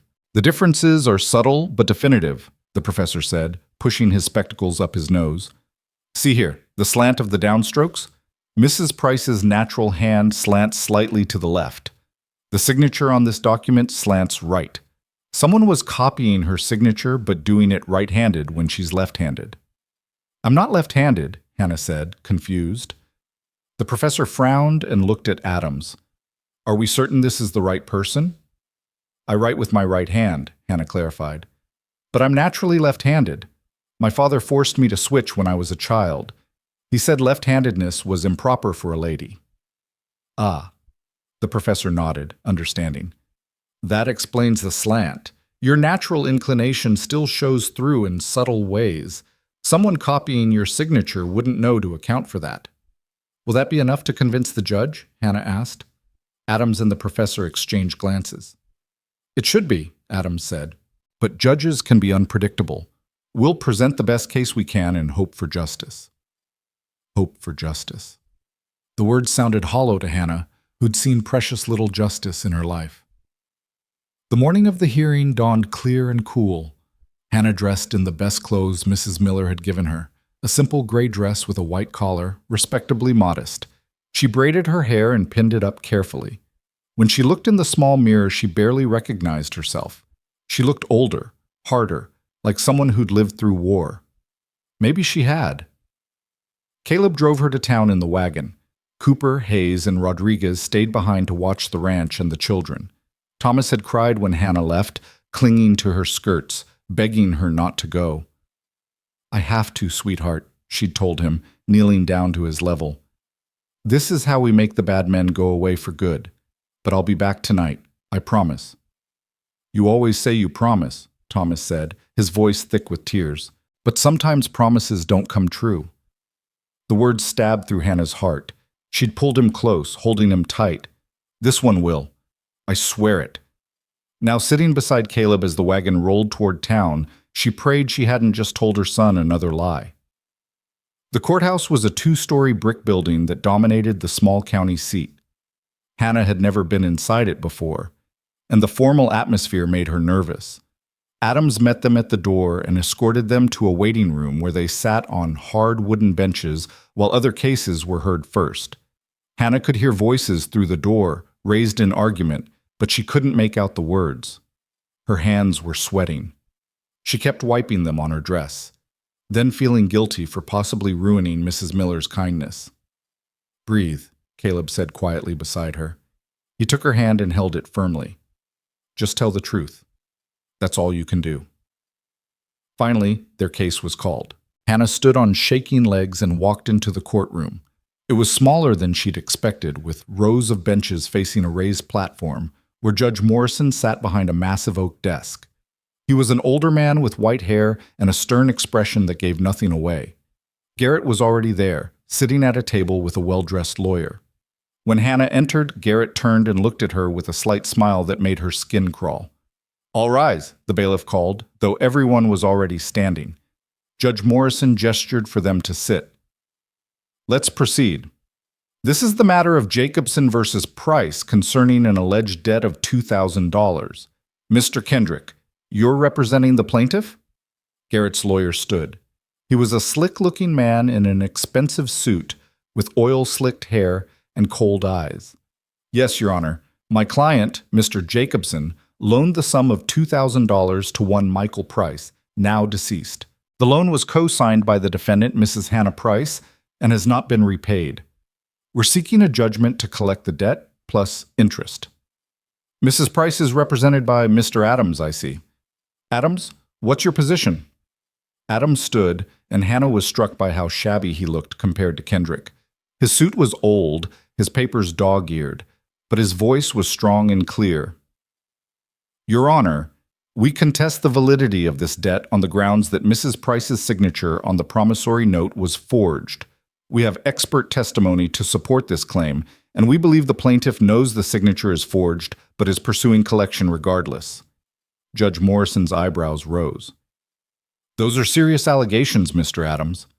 Yes, Your Honor, and we're prepared to prove them. The hearing proceeded with agonizing slowness. Kendrick presented his case first, producing the promissory note and other documents allegedly signed by Michael and Hannah. He called Garrett to the stand, who testified that he'd personally witnessed both signatures and that Hannah had seemed perfectly willing to co-sign the loan at the time. That's a lie, Hannah whispered to Adams. I never met him before he showed up at the ranch. You'll get your chance, Adams assured her. When it was their turn, Adams called the handwriting expert first. The professor explained in painstaking detail the differences between Hannah's authentic signature and the one on the promissory note. He brought out enlarged photographs showing the slant differences, the pressure variations, the subtle tells that revealed forgery. Kendrick cross-examined him aggressively. Professor, isn't it possible that Mrs. Price simply signed the document quickly, without her usual care? That would account for these small differences, wouldn't it? It's possible, but unlikely. The differences are too consistent across multiple alleged signatures. This wasn't a rush signing. This was deliberate copying. Then it was Hannah's turn. She walked to the witness stand on legs that barely held her, placed her hand on the Bible, and swore to tell the truth. Adams questioned her gently, establishing that she'd never signed any loan documents, that Michael had handled all their finances, that she hadn't learned about the debts until after his death. Hannah kept her voice steady, kept her eyes on Adams, and told her story as clearly as she could. Then Kendrick stood for cross-examination, and Hannah's stomach dropped. Mrs. Price, he said smoothly, you claim you never signed this document. But isn't it true that you often signed papers for your husband without reading them? That he would bring things home and you'd simply sign where he indicated? No, that's not true. Are you certain? Memory can be unreliable, especially when dealing with traumatic events like a spouse's death. I'm certain. Hannah's hands gripped the edge of the witness stand. Michael never asked me to sign loan papers. He knew I would have refused. Refused? Why would you refuse if your family needed the money? Because we were already struggling. Taking on more debt would have only made things worse. But your husband disagreed.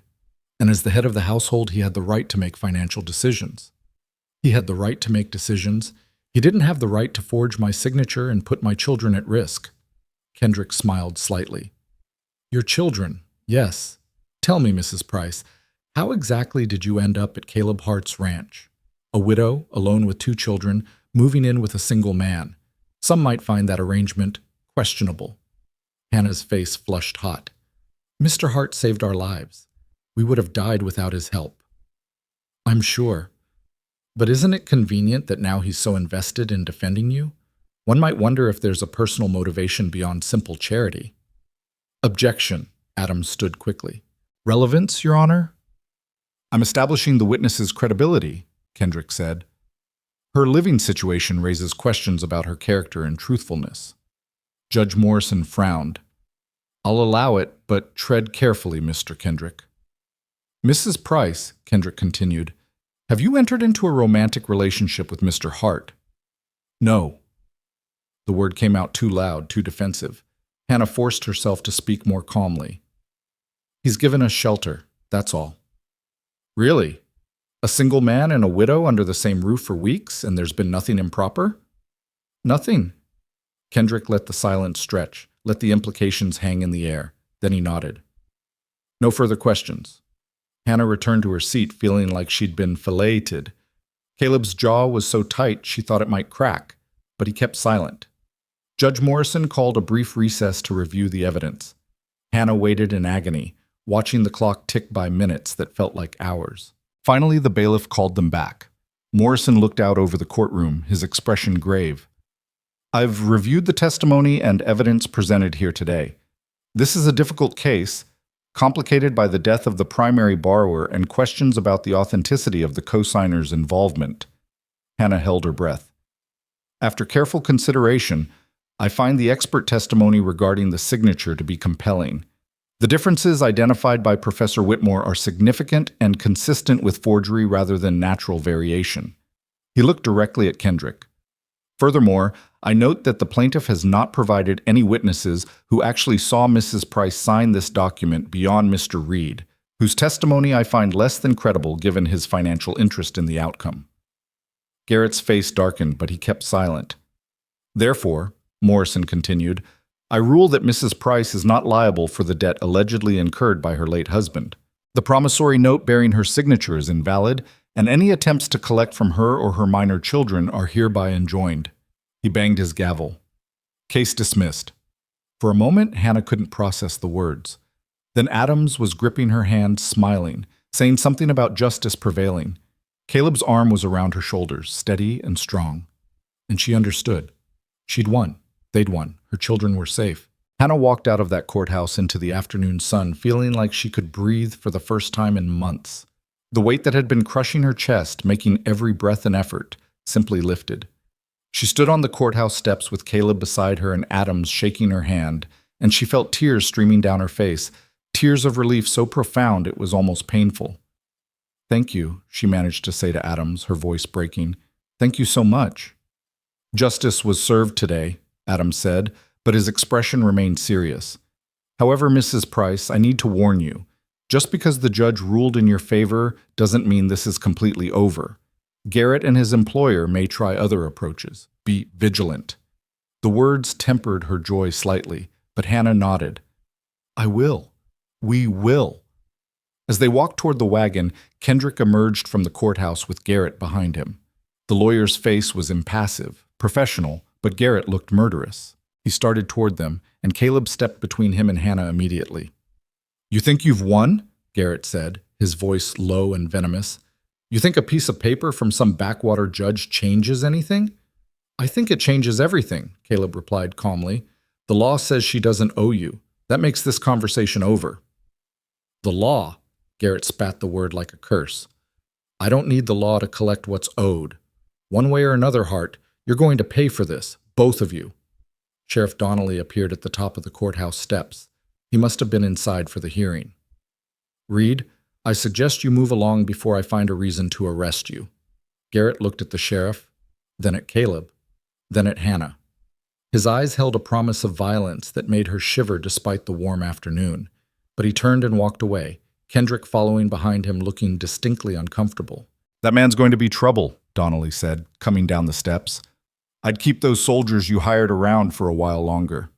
Planning on it, Caleb said. The ride back to the ranch seemed shorter than the morning journey, or maybe Hannah was just too overwhelmed to notice the distance. She kept replaying the judge's words in her mind. Case dismissed. Her children were safe. No one could legally take them now. When they pulled into the yard, Thomas and Lily came running from the barn where they'd been helping Rodriguez feed the horses. Hannah climbed down from the wagon and caught them both in her arms, holding them so tight they protested. Did you win, Mama? Thomas asked, his face pressed against her shoulder. We won, baby. We won. Lily pulled back to look at her. The bad men can't take us anymore? Never, Hannah said fiercely. They can never take you. The judge said so. That night they celebrated with a simple meal that felt like a feast. Cooper had shot a turkey that morning, and the women from town who'd heard about the hearing sent over vegetables and even a pie.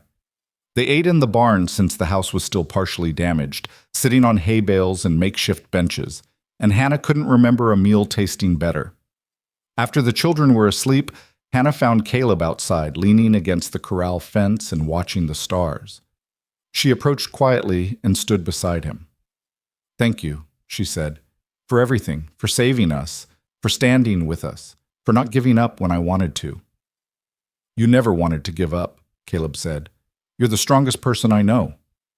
"I don't feel strong." "That's how I know you are." He turned to look at her, and in the moonlight his face was softer than she'd ever seen it. "Hannah, I need to tell you something." Her heart started beating faster. "What is it?" "When I found you that day, I told you it was because your daughter reminded me of Sarah, and that was true. But it's not the whole truth." He paused, seeming to gather his words. "These past weeks, having you here, having the children here, it's brought this place back to life, brought me back to life. And I realized something." Hannah waited, barely breathing. "I don't want you to leave." "We're not leaving," she said softly. "Where would we go?" "That's not what I mean." He turned fully toward her now, taking both her hands in his. "I don't want you to leave as guests, as people I'm helping. I want you to stay as family, as my family." Hannah's throat tightened. "Caleb, I know it's too soon. I know you're still grieving your husband, still dealing with everything that's happened, but I need you to know how I feel. These past weeks, fighting beside you, watching you be brave even when you were terrified, seeing you with your children." He stopped, swallowed hard. "I've fallen in love with you, Hannah, and with Thomas and Lily. And I know I have no right to say this, no right to ask, but when you're ready, if you're ever ready, I want you to stay. Not as a favor, not out of obligation, but because you want to, because maybe you feel something for me too." Hannah's eyes filled with tears. The truth was, she did feel something for him. It had started as gratitude, had grown into respect and trust, and somewhere along the way had become something deeper.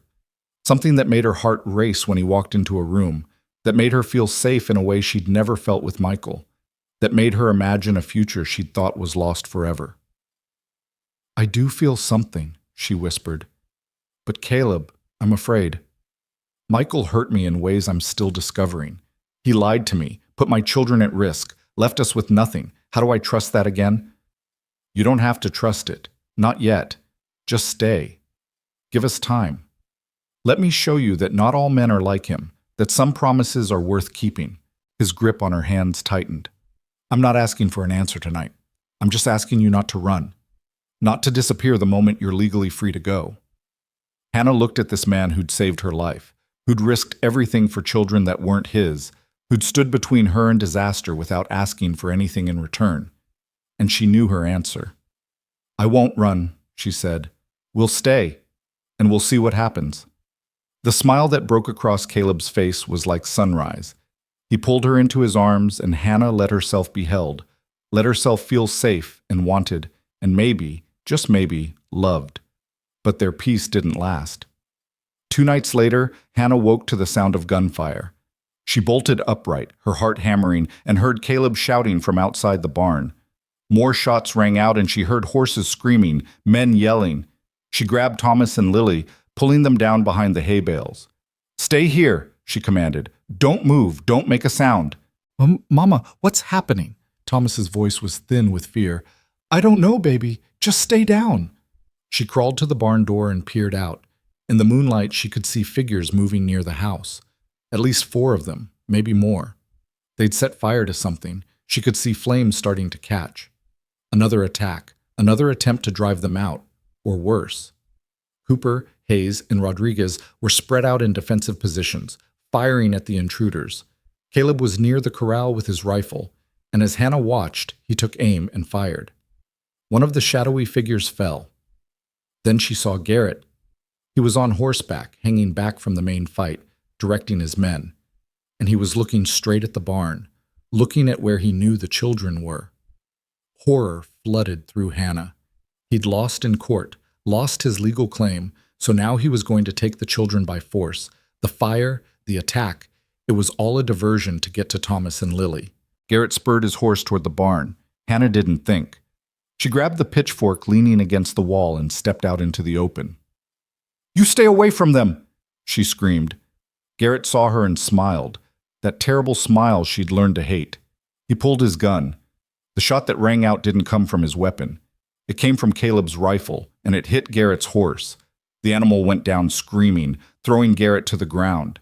He rolled and came up with his gun still in hand, but now Caleb was running toward him, and Cooper and Hayes were converging from the other side. Garrett looked around wildly, realized he was surrounded, and made a choice. He turned his gun toward the barn, toward where Hannah stood protecting her children. "If I can't have them, nobody can," he snarled. Time seemed to slow. Hannah saw his finger tighten on the trigger, saw Caleb still too far away to stop him, saw the muzzle flash as Garrett fired. But the bullet never reached her. Rodriguez had thrown himself between them, and he took the shot meant for Hannah. He went down hard, clutching his chest. The next few seconds were chaos. Caleb reached Garrett and hit him so hard the man dropped like a stone. Cooper and Hayes had subdued the other attackers, and suddenly the gunfire stopped. The silence was almost worse than the noise had been. Hannah ran to Rodriguez, falling to her knees beside him. Blood was spreading across his shirt, dark and terrible. "No, no, no," she whispered, pressing her hands against the wound. "Don't you dare die. Do you hear me?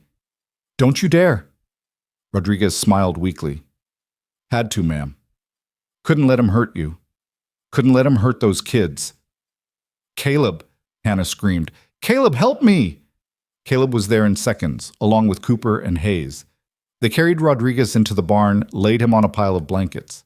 Hayes, who'd been a field medic during the war, examined the wound with practiced efficiency. "Bullet's still in there," he said grimly. "Missed his heart, but might have hit a lung. We need to get it out, get him to a doctor." "I'll ride for town," Cooper said. "Get the doc back here as fast as I can." He was gone in moments, and Hannah was left kneeling beside Rodriguez, holding his hand while Hayes worked to stabilize him. Thomas and Lily huddled nearby, terrified and crying. Caleb stood guard at the barn door, his rifle ready in case any of the attackers tried to escape or regroup. "The children," Rodriguez whispered. "They all right?" "They're fine," Hannah said, tears streaming down her face. "You saved them. You saved all of us." "Good. That's good." His eyes started to close. "Stay with me," Hannah urged. "Stay awake. The doctor's coming." "Tired," Rodriguez murmured. "So tired." "I know, but you have to fight, please." For the next hour, Hannah kept talking to Rodriguez, kept holding his hand, willing him to live. Hayes did what he could to stop the bleeding, but without proper medical equipment, it wasn't much. The blood kept coming. Finally, they heard hoofbeats. Cooper returned with the doctor, a gray-haired man named Carson, who took one look at Rodriguez and started barking orders. He sent everyone except Hayes out of the barn, and Hannah retreated to where Caleb was holding the children. "Is Rodriguez going to die?" Thomas asked, his face pale. "I don't know, sweetheart. We have to pray he doesn't." "I don't want him to die," Lily sobbed. "He was nice. He made me the horse." Hannah held them both, rocking them, while the sounds of the doctor working filtered out from the barn. Sheriff Donnelly arrived with several deputies summoned by Cooper on his way to fetch the doctor. They rounded up Garrett and his men. 3 of them, including Garrett himself, were still alive and coherent enough to arrest. Donnelly came over to where Hannah sat with Caleb and the children. "They'll hang for this," he said grimly. "Armed assault, attempted murder, arson. Judge Morrison won't show them any mercy." "I don't care about them," Hannah said. "I just want Rodriguez to live." "He's a brave man. They all are." Donnelly gestured to where Cooper and Hayes stood watching the barn anxiously. "You're lucky to have them." "I know." The sun was rising when Dr. Carson finally emerged from the barn. His shirt was soaked with blood, and he looked exhausted. "He's alive," he said, and Hannah nearly collapsed with relief. "The bullet nicked his lung, but I got it out and sealed the wound. He's lost a lot of blood, but if infection doesn't set in, he should recover. He'll need careful nursing for the next few weeks." "He'll have it," Hannah promised. "Whatever he needs." Over the next days, the ranch settled into a new rhythm. Rodriguez lay in the barn, weak but stable, while Hannah nursed him with a devotion born of gratitude. Thomas and Lily brought him flowers they picked from the fields, sat beside his bedside, and told him stories. Cooper and Hayes continued their work, and slowly the damage from the fire and the attack was repaired. Garrett and his men were tried and convicted. Garrett got 20 years in the territorial prison. His employer, Jacobson, was investigated and found to have forged documents in multiple debt collection cases. His business was shut down, and he faced criminal charges of his own. The threats were finally, truly over. As summer began to ease into autumn, as the first cool breezes started blowing down from the mountains, Hannah stood in the yard of the ranch and looked at everything they'd built. The house was repaired, even expanded slightly with the help of the neighbors. The fields were starting to recover, watered by the creek that had finally returned to its normal flow after the drought broke. The animals were healthy, and there were even a few new calves in the pasture. But more than the physical changes, the ranch felt alive again. It felt like a home. Rodriguez had recovered enough to move around, though he tired easily. He'd decided to stay on permanently, as had Cooper and Hayes. They'd become family, the three former soldiers who'd risked their lives for people they barely knew.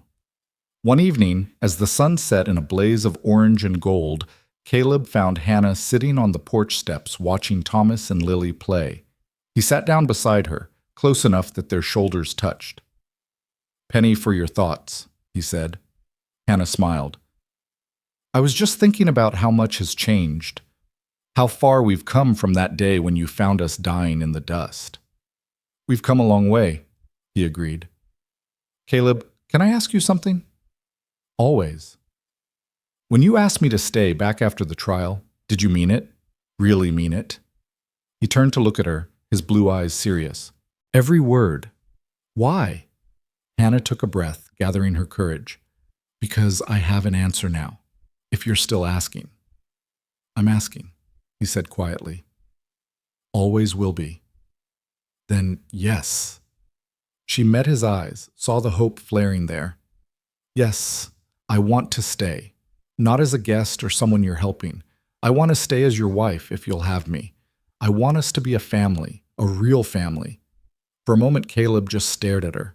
Then he laughed, a sound of pure joy, and pulled her into his arms. "Hannah Price, you've just made me the happiest man in the territory." "Hannah Hart," she corrected softly. "If that's all right with you." "It's more than all right. It's perfect." They were married a month later in the little church in town, with the whole community in attendance. Thomas stood as best man, so serious and proud in his new suit that Hannah cried. Lily was flower girl, scattering petals with solemn concentration. Cooper, Hayes, and Rodriguez sat in the front row, three scarred soldiers who'd found peace protecting a widow and her children. The ceremony was simple, but to Hannah it was the most beautiful thing she'd ever experienced. When Caleb slipped the ring on her finger, a simple gold band he'd saved for months to buy, she felt something click into place inside her. This was what marriage was supposed to be. Not the desperate arrangement she'd had with Michael, built on lies and debts, but a partnership between equals who'd fought side by side and come through the fire together. "I love you," Caleb whispered as they walked back down the aisle, husband and wife. "I love you too," Hannah whispered back. "All of us do." The reception was held at the ranch, with tables set up in the yard and lanterns strung between the trees. People brought food and gifts, and there was music and dancing late into the night. Hannah danced with Caleb, with Thomas, with all the neighbors who'd stood by them. And for the first time since Michael died, she felt not just safe, but genuinely happy. As the evening wound down and guests started heading home, Mrs. Miller pulled Hannah aside. "You've earned this happiness," she said, squeezing Hannah's hand. "After everything you've been through, you deserve every moment of joy." "Thank you," Hannah said, "for everything, for believing in me, for helping us. That's what neighbors do. And now you're one of us, truly one of us. This land has a way of making people belong, if they're willing to fight for it." After everyone had gone and the children were asleep in their beds, real beds now, in a real house, Hannah stood on the porch with Caleb, looking out at the ranch that had become their home. "Do you ever think about that day," she asked, "when you found us?" "Every day," Caleb admitted.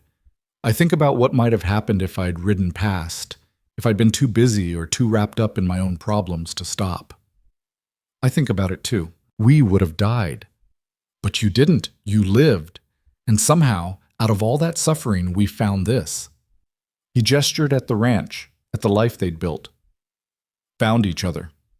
Hannah leaned into him, and he wrapped his arms around her. I used to think the West was a harsh place, she said, unforgiving and cruel. And it is those things. But it's also beautiful. It gives second chances to people who've lost everything. It takes broken things and makes them whole again. It didn't make us whole, Caleb said. We did that ourselves. The land just gave us space to do it. They stood like that for a long time, holding each other under the vast western sky. In the distance, a coyote howled, and the wind whispered through the cottonwoods by the creek.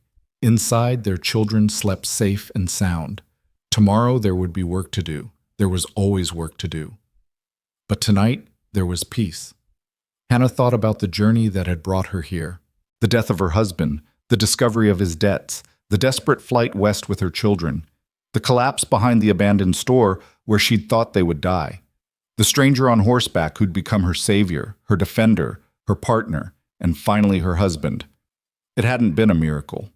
There'd been no divine intervention, no easy answers, just hard choices and harder work, just people choosing to stand together against the darkness, just the stubborn refusal to give up even when giving up seemed like the only option.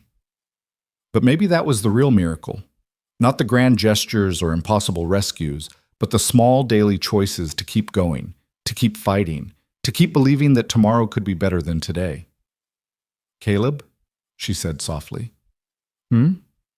Thank you for stopping that day, for seeing us when the world had made us invisible.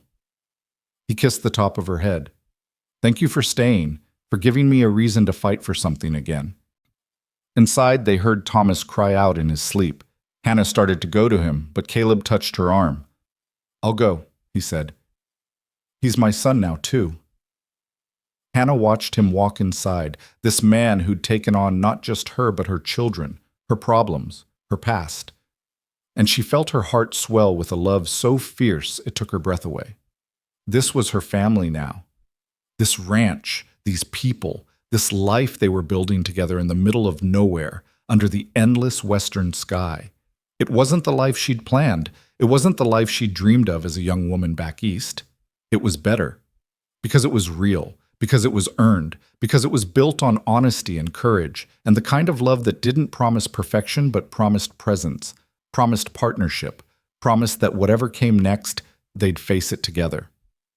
Hannah walked inside and found Caleb sitting on the edge of Thomas's bed, talking to the boy in a low, soothing voice.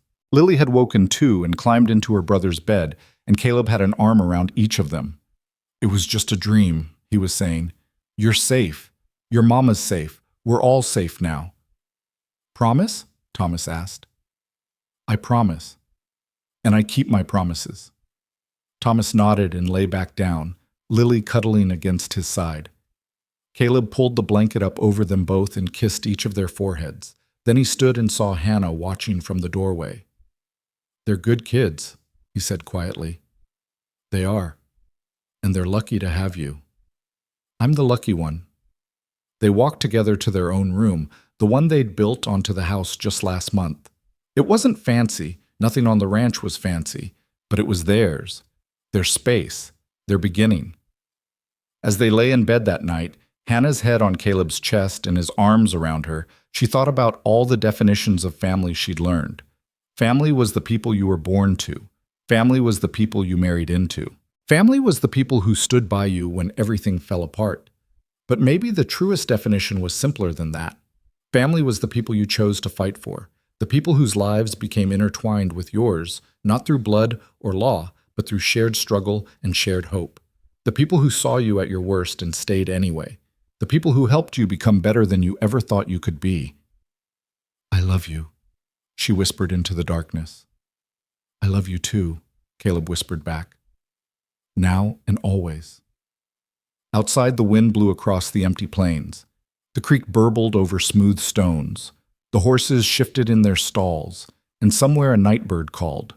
The ranch slept, peaceful and whole, shelter against the vastness of the west. And inside, a family that had been broken found itself mended. Not perfectly, perhaps, but strongly. The kind of strong that comes from being shattered and choosing to rebuild, from facing the worst and discovering you're capable of more than you ever imagined. Hannah closed her eyes and drifted into sleep, safe in Caleb's arms, in the home they'd fought for, in the life they'd earned.